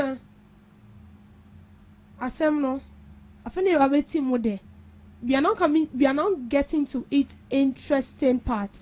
But the High Court has no power to strip the OSP of its powers. Then if that is the case, then I don't think that the Attorney General's department should be in a hurry to take over the cases of the OSP. Exactly. Until they hear from the Supreme Court. But right now they are acting based on the rulings of the High Court. Which I think is too quick. Yes. So in a way, I think the minority has a say. For once, I think I agree with them. Right, let's proceed. Minority again. Free primary health care is package NPP policy.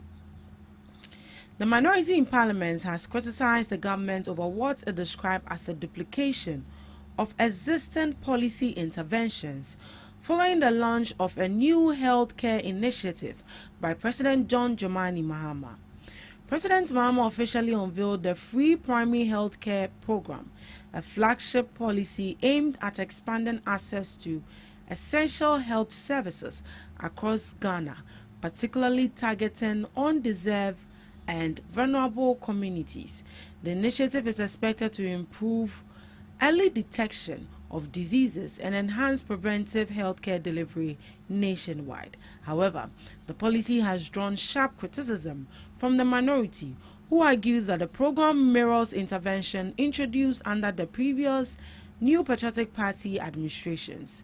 The ranking member on Parliament's Health Committee, Dr. Nana Ayub Efriye, accused the government of repackaging existing policies without acknowledging their origin. According to him, key elements of the newly launched program bear striking similarities to initiatives previously rolled out by the NPP, particularly in the area of annual health checks and access to healthcare services using the Ghana card.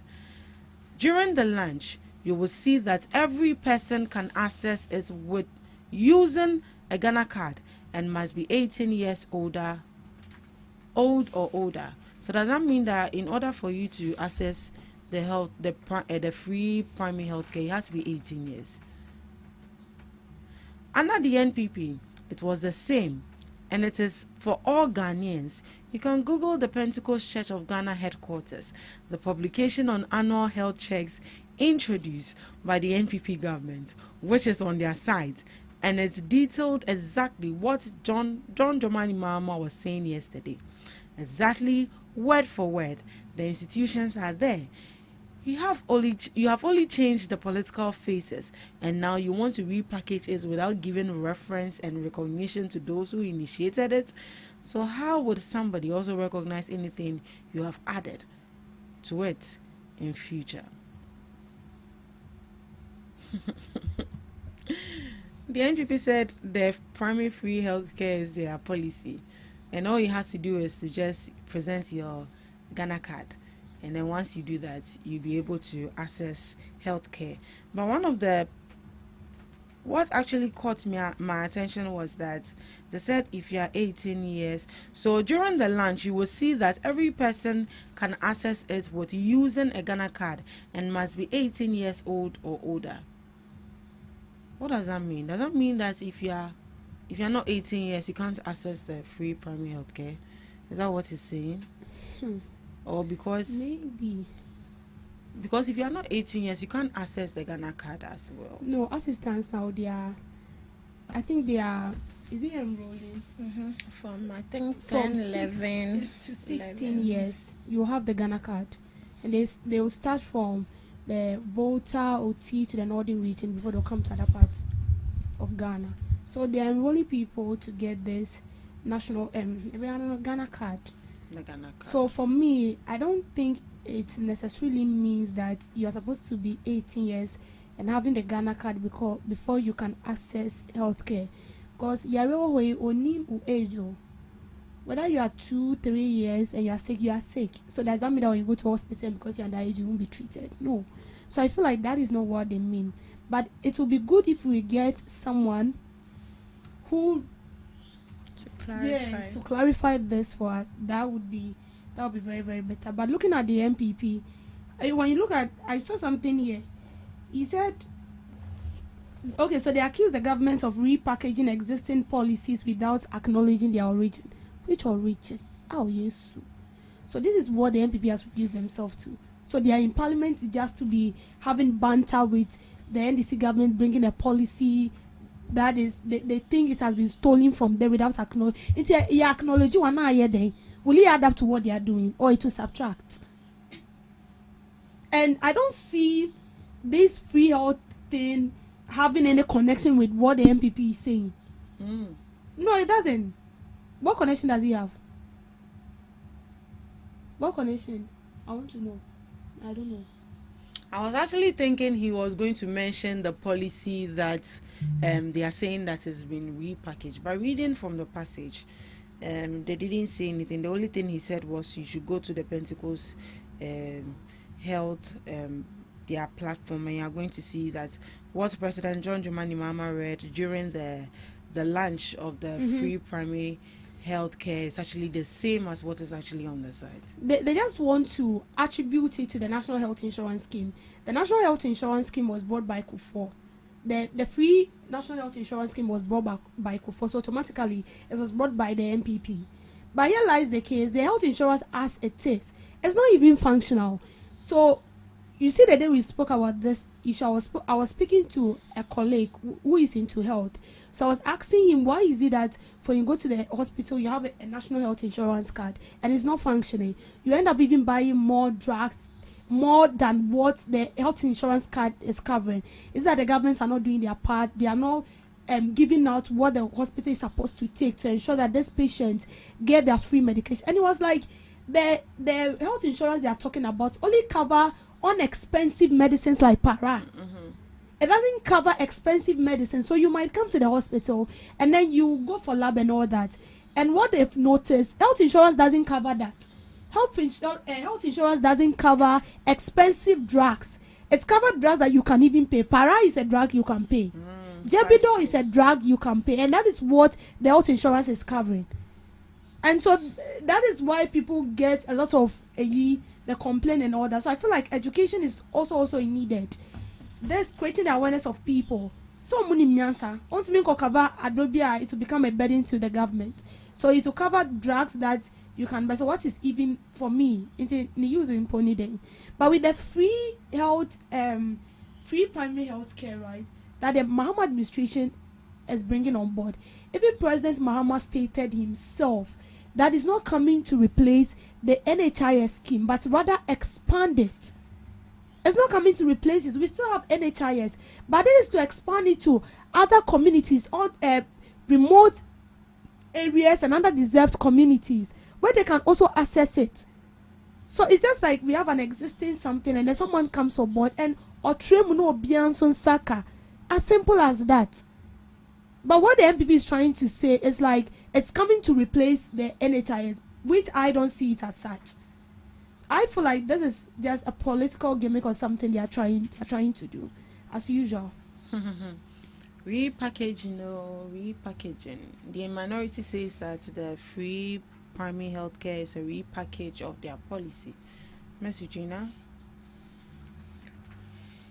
Whether it's repackaged, it's not repackaged. At the end of the day, it's serving Ghanaians, and Ghanaians would benefit from it because some people in the rural areas still do not have access to good health facilities, or even at the end of the day, they don't even have the funds to make sure that they go to the hospitals when they are even feeling ill. And also, with the Yakan is a repackaging of a thing they are talking about. We know the NDC for resetting.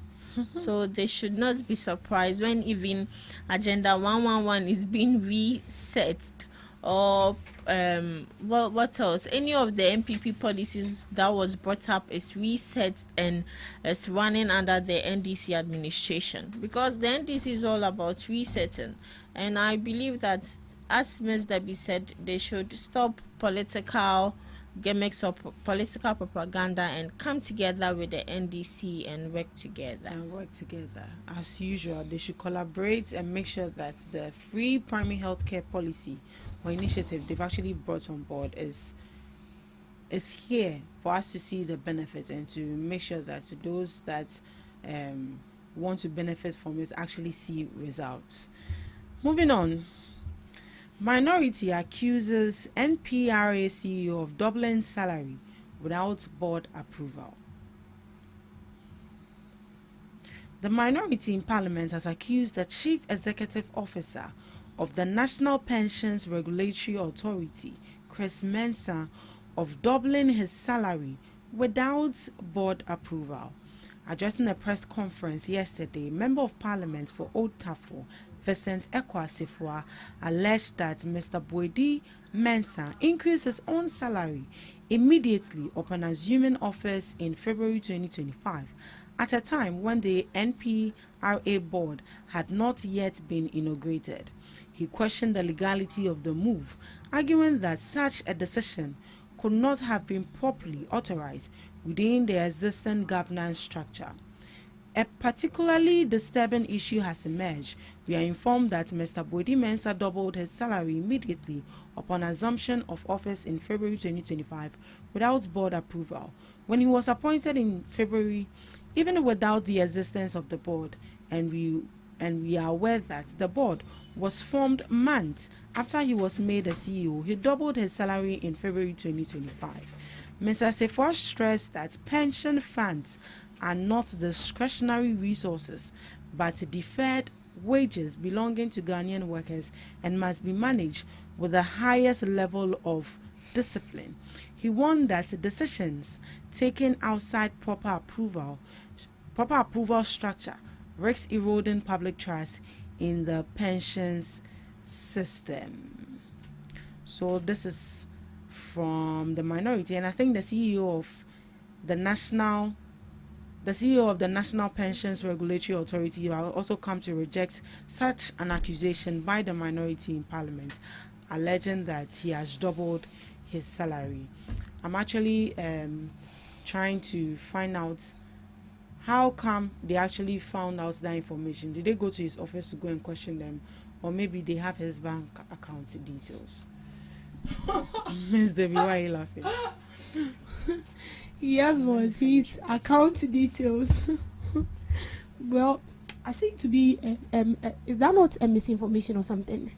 Well, as it stands now, we can't tell, because hearing from them, that's what they are saying, and we don't know where they headed from. So if the CEO has debunked the claims, it means the minorities spoke without evidence. Do they have evidence to? Because we've not seen any bank notes. If I say that someone has receipts. paid himself more than he's supposed to, there should be an evidence claim, but the person can equally sue you in court. And if you can back yourself, fine. And I'm sure now that the CEO has debunked it, they will come out. And I'm willing to see them coming up with an evidence. If not, then it's one of Asefua's, because we know him. He's somebody who speaks without evidence. He has done it before, so immediately I saw it, I wasn't surprised. And I was equally expecting something like this. And just like my memory served me, it never gets me wrong. And unfortunately, it happened. It happened. So, well and well, we are hoping to see more of this. Maybe they'll show us a slip. Miss Regina? Okay, so at the end of the day, it boils down to investigation. Because if someone comes out and alleges something, allegedly, at this point in time, allegedly doesn't help you from court cases or people suing you. You need to make sure that you get your facts right before you come out to talk. And I don't want to say that probably the MPP, they don't have evidence or facts backing their claims. But when you talk, you do. So once you talk, then you have to show us the evidence, show us the pay slip, show us the bank account statements, everything proving that they've doubled their salary. Then no one will have a problem with you. But if you keep on giving us cheap talks each and every day, we would label you as cheap. And one more thing, please don't copy anybody. Be your own original self. Don't come out saying things just because you want to impersonate someone or get the attention of people. Get your evidence and everything, and the crowd will speak for you. Right. Thank you so much, Miss Debbie, and thank you to Miss Regina for joining me shortly on some interesting news headlines. At this juncture, we're going for a break, and when we are back, we'll be back with the main segment. Please stick and stay with us. Are you ready to amplify your business or brand's reach and make a meaningful impact in Ghana and beyond? Partner with GhanaTalks Radio today to connect with a diverse audience across Ghana and beyond. Elevate your brand through on-air promotions and social media. Boost your brand during prime time. With GhanaTalks Radio, you can extend your reach across digital platforms. GhanaTalks Radio is not just a station, it is a community hub where your brand becomes part of the conversation. Join us in fostering connections, celebrating culture, and making a lasting impression. For customized sponsorship packages and enquiries, email contact@GhanaTalksRadio.com or call +233 202 544614. GhanaTalks Radio, giving the youth a voice. What do you want for breakfast? How do you want your breakfast? English breakfast. French fries. Koko Nikosi. Alo komi kesheto. Wache. Well, Gobe is the real deal. Join us on GhanaTalks Radio. Let's serve you a buffet of breakfast. From news headlines review, current affairs to social issues. Entertainment, sports, and all the trending stories live on our mobile app and across all socials from Monday to Friday 7 a.m. to 10 a.m. With me, Pakwesi Omare, Regina Bless, Deborah Adoso, and I am Esinal Fiagbedu. This is GhanaTalks Breakfast Show.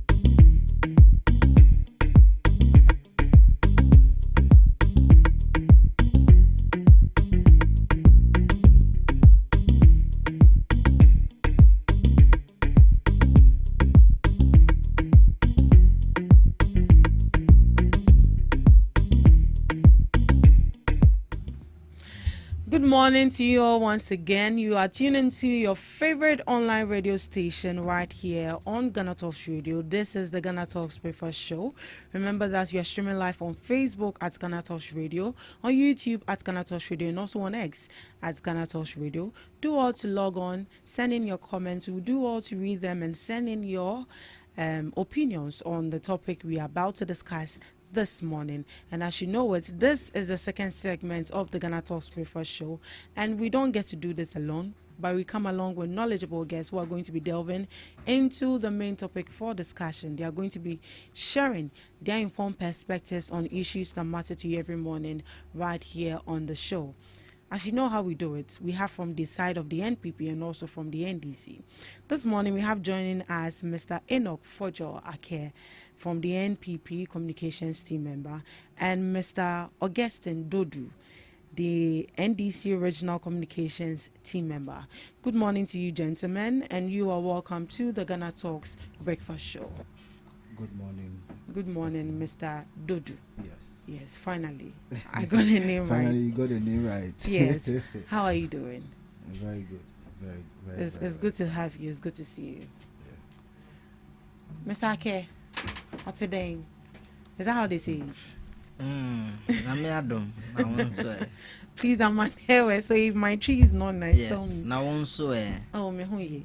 Good. Yeah, like me. I actually It's a left. But we'll take it like that. We'll take it like that. We are learning the language, right? We are learning small. You are welcome once again to the GhanaTalks Breakfast Show. Yeah. Right. As part of the issues for discussion this morning has to do with the issue of OSP and the issue of Attorney General as well. So AG's department will assume control of OSP cases. And the question we ask is, does this strengthen or weaken Ghana's fight against corruption? And we'll also be looking at one interesting topic coming up from the minority, accusing the NDC and Mahama government of targeting critics with arrests. Those are the issues we'll be looking at this morning. As I said earlier, we are streaming live on Facebook at GhanaTalks Radio, on YouTube as GhanaTalks Radio, and also on X at GhanaTalks Radio. Do all to send in your comments. We'll do all to read them and then get interactive with us right here on the GhanaTalks Breakfast Show. Yeah, I believe we already having we've already seen what has actually happened in our country, and also in terms of our legal system, and also the two big bodies who are supposed to be helping the country fight corruption. And it looks like the AG is actually challenging the office of the special prosecutor, if indeed he has the authority or the prosecutorial powers to actually prosecute cases. And the High Court gave a ruling that the OSP actually doesn't have that power, and this decision was actually made based on Article 88 Clause 4 of the 1992 Constitution. That was how come they arrived at such a decision. But first off, Mr. Dodu, what do you actually make of the whole issue of the OSP and the AG, the challenge happening between them? First of all, I would like to, greet my audience and, the people of Ablekuma South. Like I do always, I extend my warm greetings to Honorable Alfred Okovandapoy, my constituency member of parliament, and also our deputy director of communication, Honorable William Amenovo, for always giving me this opportunity to come on air. The Constitution, Article 88, has stated clearly, without any form of ambiguity, that the AG has that super prosecutorial powers. Article 88 of the of the 1990 states that the AG has that power. Okay. You understand me? And you could see that some institutions like SNIT, IOCO, ECG, and even the police service have been given that warrant to prosecute. Same way the OSP's office needs to get that warrant from the AG to also do that. But if the OSP has the power to actually prosecute, why then do they Does he have to seek authorization? The OSP office doesn't have the power to prosecute.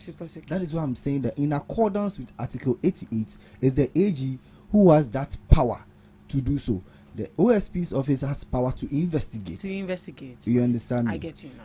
But do you know that ideally the main motive for the creation of the office, in my perspective, seems to be like to pursue from Nanado's former President Nanado's era, was to pursue NDC officials who were corrupt, but not to look at general corruption cases. From my perspective, but it was created to chase a particular people. You understand me?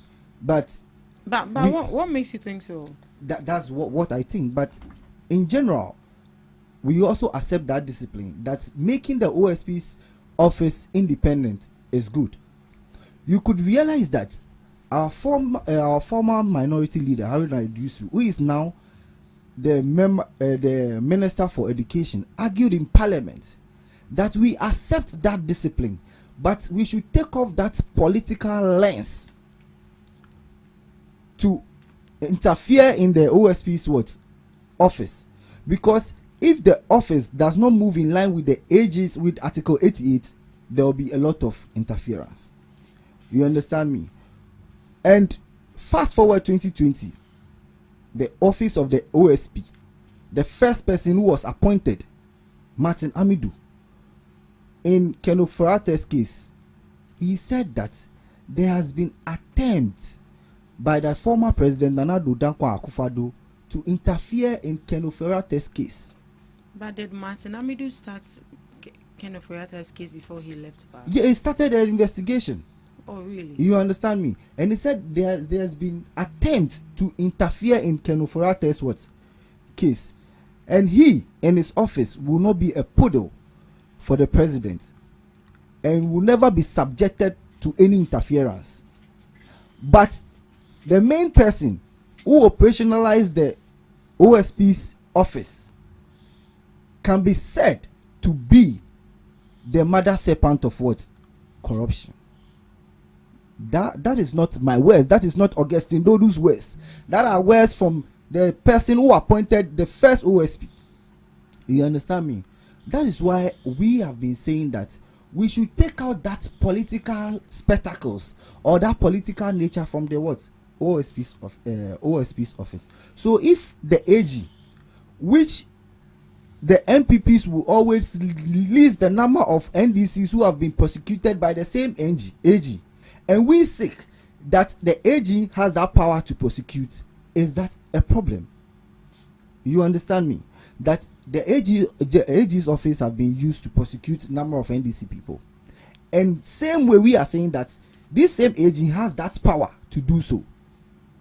It doesn't mean we are taking such power from the OSP, but the OSP needs a warrant from the AG before it can do any kind of prosecution. Same way other institutions have that prosecutorial power. You understand? From inception, this thing should have been done already. We know that we want the OSP's office to be independent. So therefore, that amendment should be done. That is what Honorable Haruna Iddrisu argued in Parliament. That constitution, that article should be amended, but it wasn't. Was it Mahama Yariga or Haruna Iddrisu? When Haruna Iddrisu was the minority leader, he argued in Parliament. Okay. You understand me? So we've it's not like we are taking powers from the OSP, but that is what it is. You understand me? Even though I'm not a legal person, but in general understanding, we are not taking powers from the OSP. It's just what the Constitution says. That is what we follow. And the High Court hasn't interpreted the Constitution, but it was just giving a pronouncement as to how it is. That do you have warrant to prosecute? And you say no, meaning you can't prosecute. You understand? Same way, let me give a critical example. Like you are a driver and you don't have license, and the police has caught you to the court. Definitely they'll ask you, do you have a license? Yes or no. If you say no, you'll be prosecuted. You understand me? Same way, the court deem fit to ask such questions. You understand me? So that is what basically happening. It's not like we are stripping off the powers of the OSP. Those who created the OSP's office should have been the best people to amend that constitution to suit the OSP's office. Right. Yes. Thank you so much, Mr.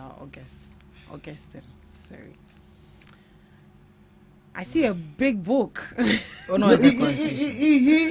He's a legal person. So he'll interpret it. Notes. But Ghanaians don't want notes. Ghanaians want to listen to what you have to say. Well, we've been taxed. This is not notes. We've been taxed actually not to politicize this issue because it's a legal matter. Exactly. Yes. He is a legal person, so I know you so have. he'll be the best person to I am a social actually scientist, so interpret it social better. Scientist, and you were interpreting the constitution. I am like saying that. From what I know, I am not a legal person.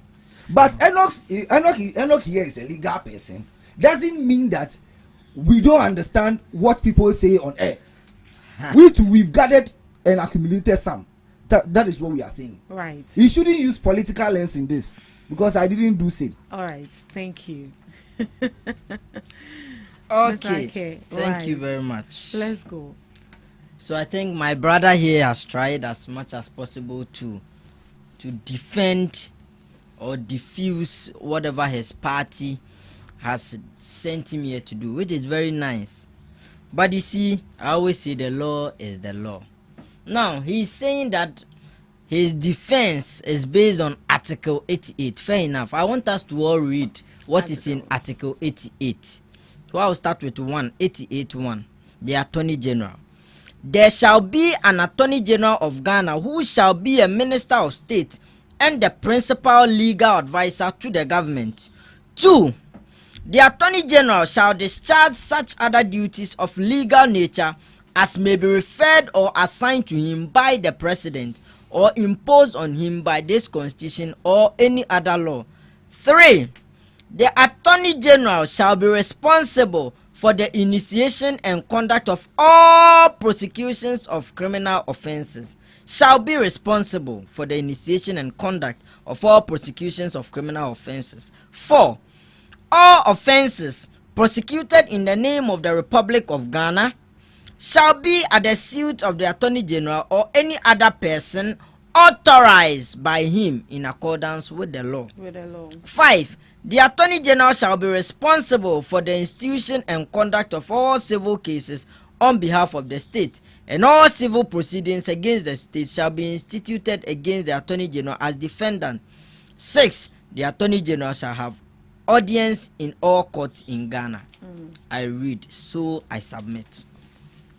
What I've read clearly tells you powers that have been given to the Attorney General. Here, you heard that the Attorney General has prosecutorial powers. Yes. They can prosecute, right? Yeah. You heard again that they have powers to do what? Delegate. You heard that clearly. It means that aside them handling prosecution, they can also delegate another agency by powers to do that.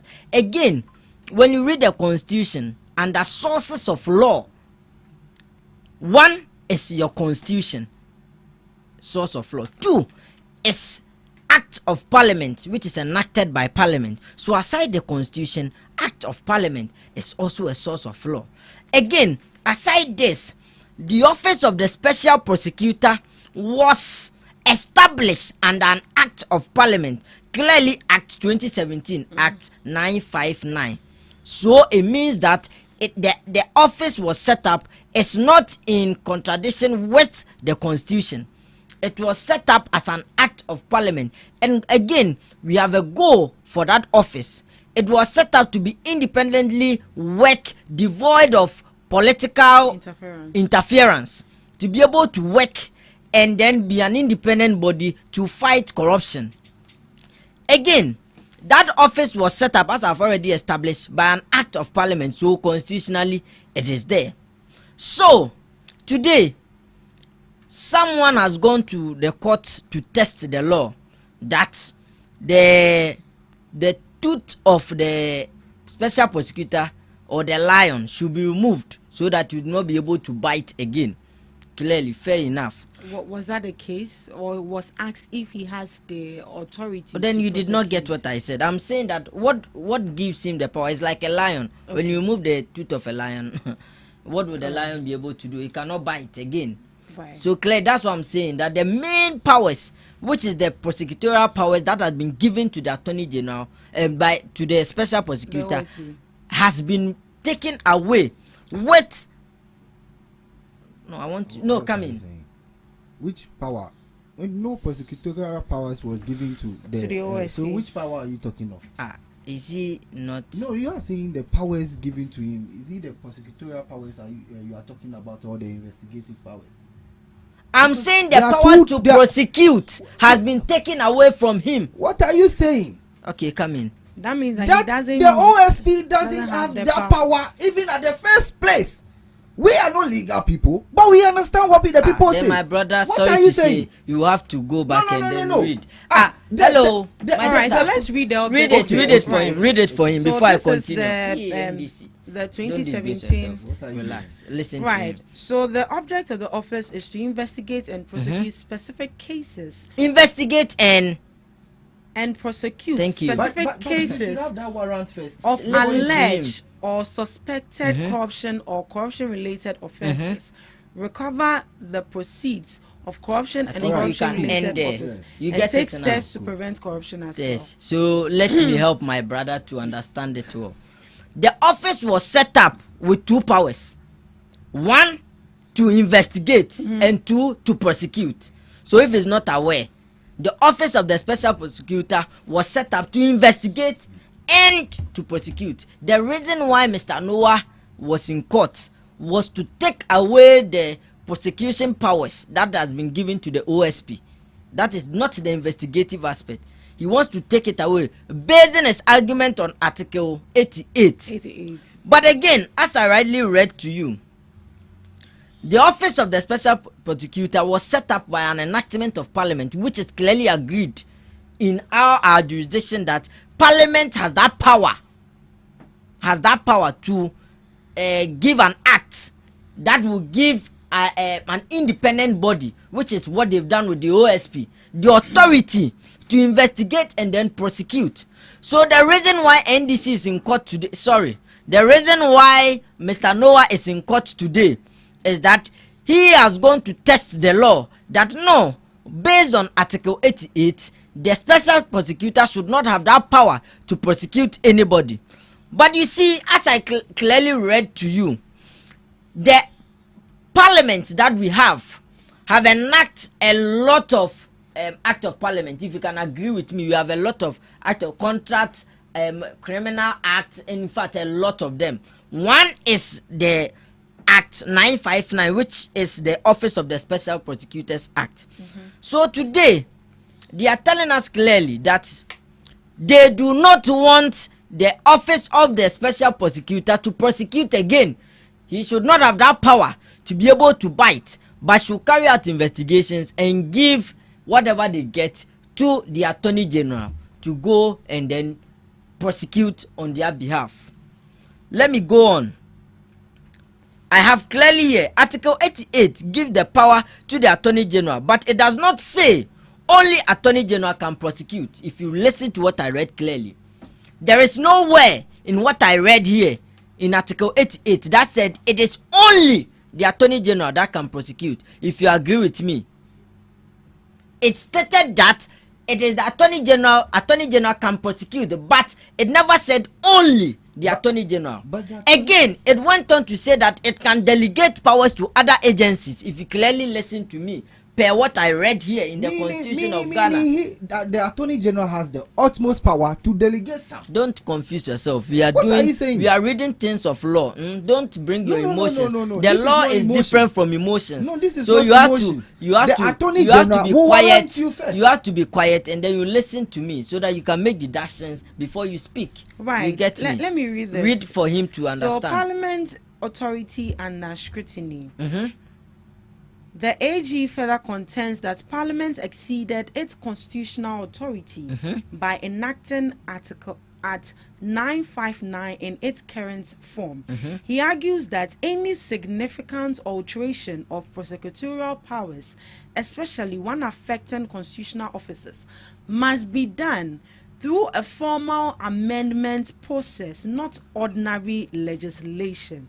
So by attempting to redefine prosecutorial authority through statutes, the AG maintains that Parliament has acted inconsistently with the Constitution, rendering portion of the law invalid. So reading from what the AG is saying, he's trying to say that they shouldn't have done it with an ordinary legislation, but should have gone through the right process to amend it. That is the AG. Thank you. He has made his point. Now let's move away from the Constitution and come to human setting. Today, the NDC in government, whom yesterday, when the Attorney General or when the Office of the Special Prosecutor cleared Mr. President, His Excellency John Dramani Mahama of Airbus scandal, you remember? Do you remember? When the OSP cleared President John Dramani Mahama of Airbus that President Mahama is innocent. Yes. OSP cleared President John Dramani Mahama that after his investigations, he is innocent and President Dramani Mahama can go scot-free. He has no issue. This my brother Augustine here wore his NDC t-shirt, stood outside and jubilated and told us that we have an independent office that is fighting corruption, and the OSP has done well in looking into that. You remember when the OSP came after the Mr. Ken Oforiatta in this country, the same NDC, my brothers on the other side, jubilated telling us that the OSP is independent and was fighting the government that has already, the government that brought him into office, clearly telling us how strong the OSP is. Today, again, when the OSP went after Mr. Martin Kpebu on comment he made, their MP Mr. Sosu told us that if you touch one, you've touched all of us. An NDC MP told us when the OSP was going after Mr. Martin Kpebu on some comment he made, his MP for Medina told us that when you touch one, you've touched all of us. Today, that same people are in a rush to take out the teeth of the Office of the Special Prosecutor so that it cannot bite. But clearly we understand, because they know that the Office of the Special Prosecutor or the OSP, who has not been able to make out a good case in front of the eyes of the Ghanaian people, will soon come after them and whatever they are doing. So quickly let us take his teeth out of his mouth so that he will not be able to bite anymore. If he's not be able to bite anymore and his duty to is just to investigate, what will he have to do? If he investigate the NDC or any NDC political appointee, we'll just sit down. You cannot bite. You come and give it to us. We'll tell you that we are still investigating. But you see, what we are saying is that it has been over how many years, since 2017, that this act was enacted in Parliament, the Office of the Special Prosecutor. And you know what funnies me more about this? The Mr. Noah who is in court today asking that the teeth of the Office of the Special Prosecutor should be removed. It's a student of the Deputy Attorney General. The Mr. Noah is a student of the Deputy Attorney General. So we know where this is coming from. But again, we are telling the OSP that yesterday when they were happy with him, he thought that they were his lovers, and then MPP hated him. Today, he see out there the same people going after him, running after him to take him out of office. Yes, Uncle Noma, for you remember him that time when he was singing to MPP. Today, the NDC is in a haste to take out his teeth because they feel he will come after them and come and bite them. So fair enough. That is what a few I have to say. Right. Now, if the OSP doesn't have the prosecutorial powers to actually prosecute cases but just to investigate, and now the based on the ruling of the High Courts, AG is actually supposed to take over the prosecutorial cases that OSP is currently on. Don't you think it's too early? And if that is the case, are we not at stake when it comes to our fight against corruption? No. Are we not supposed to wait for the Supreme Court, because the Supreme Court has given them an extension to file their case? Exactly, but you know what the High Court did. What the Supreme Court is there to interpret what has happened, but the High Court has just given out their submission on the case itself, you understand? So the High Court has a point in doing that. We are saying that in 9 years, the OSP's office has been infunctional. It doesn't. The office hasn't done what we want, what the Ghanaian body wants. But what does the Ghanaian body want? We want the fast track of investigations, and the huge sum of money allocated to that office. We are not seeing the essence of. Myself, I have problem with the office because we are not seeing any essence of what is happening there. And the AG said, no, refer these cases to me, so that me, the AG, I can do fast track prosecutions on that. Is that a problem? See, we are funding this office without getting anything out of it. See, how can I employ you in this office and pay you without an outcome? How you people knew, the MPPs, they knew that if the OSP office doesn't have that power to do so, it weakens it. So we have argued in Parliament that the constitution should have been amended already. It was an oversight in the MPP's time that they had all these big lawyers. They claim to have these lawyers, but couldn't see this. We have prompted them already, so we can't waste money in that institution. Do you know the sum of money allocated to? See, the president himself said that we should leave the OSP alone. We are not coming after the OSP of the OSP's office, but we are saying that the person in question is what we, the NDC, was frowned about, because we felt he wasn't doing what he was supposed to do. But the office itself, we are not complaining. We accepting to that discipline. You understand me? So the mere fact is that office should be scrapped. Right. So exactly, because we are wasting money and we are not seeing the essence of that office. So should we be pumping money into that office? No. I will never pay anybody who doesn't bring an outcome. Trust me. So if that office is scrapped, who then take over from the cases to fight corruption? We are saying, but the president says no. We should leave it like that. In the NDC, we have complained. But you are now saying that the office should be scrapped. So in my opinion, if it's scrapped, who then takes over the case? We have other people who can take over. I don't know personally. Such as no. The president will know. The top officials will know. You understand me? The top officials will know. I have said a couple of times that I am not a legal person. Should the AG be considered? The AG himself has a position already. We have other people who understand this legal part. So tell us who should take over. I am saying that I am not a legal person, so you don't expect me to point out. You don't say. But in my own perspective, in my own idea, I said somebody should do that. They are the top people. They know who can deem fit in that office. I am not here to decide. But what is the better thing to do now to solve this whole challenge? They should refer the cases to the AG so that he acts fast. That is what. But is the AG independent in the first place? Because the AG is being appointed by the government. Yes. But the same AG, and it's even affiliated to a particular political party. Exactly. Do you think that he will work without any interference from these parties? Our main motive is to bring trust back into the judicial system, and that is what His Excellency John Dramama has propagated for all these years.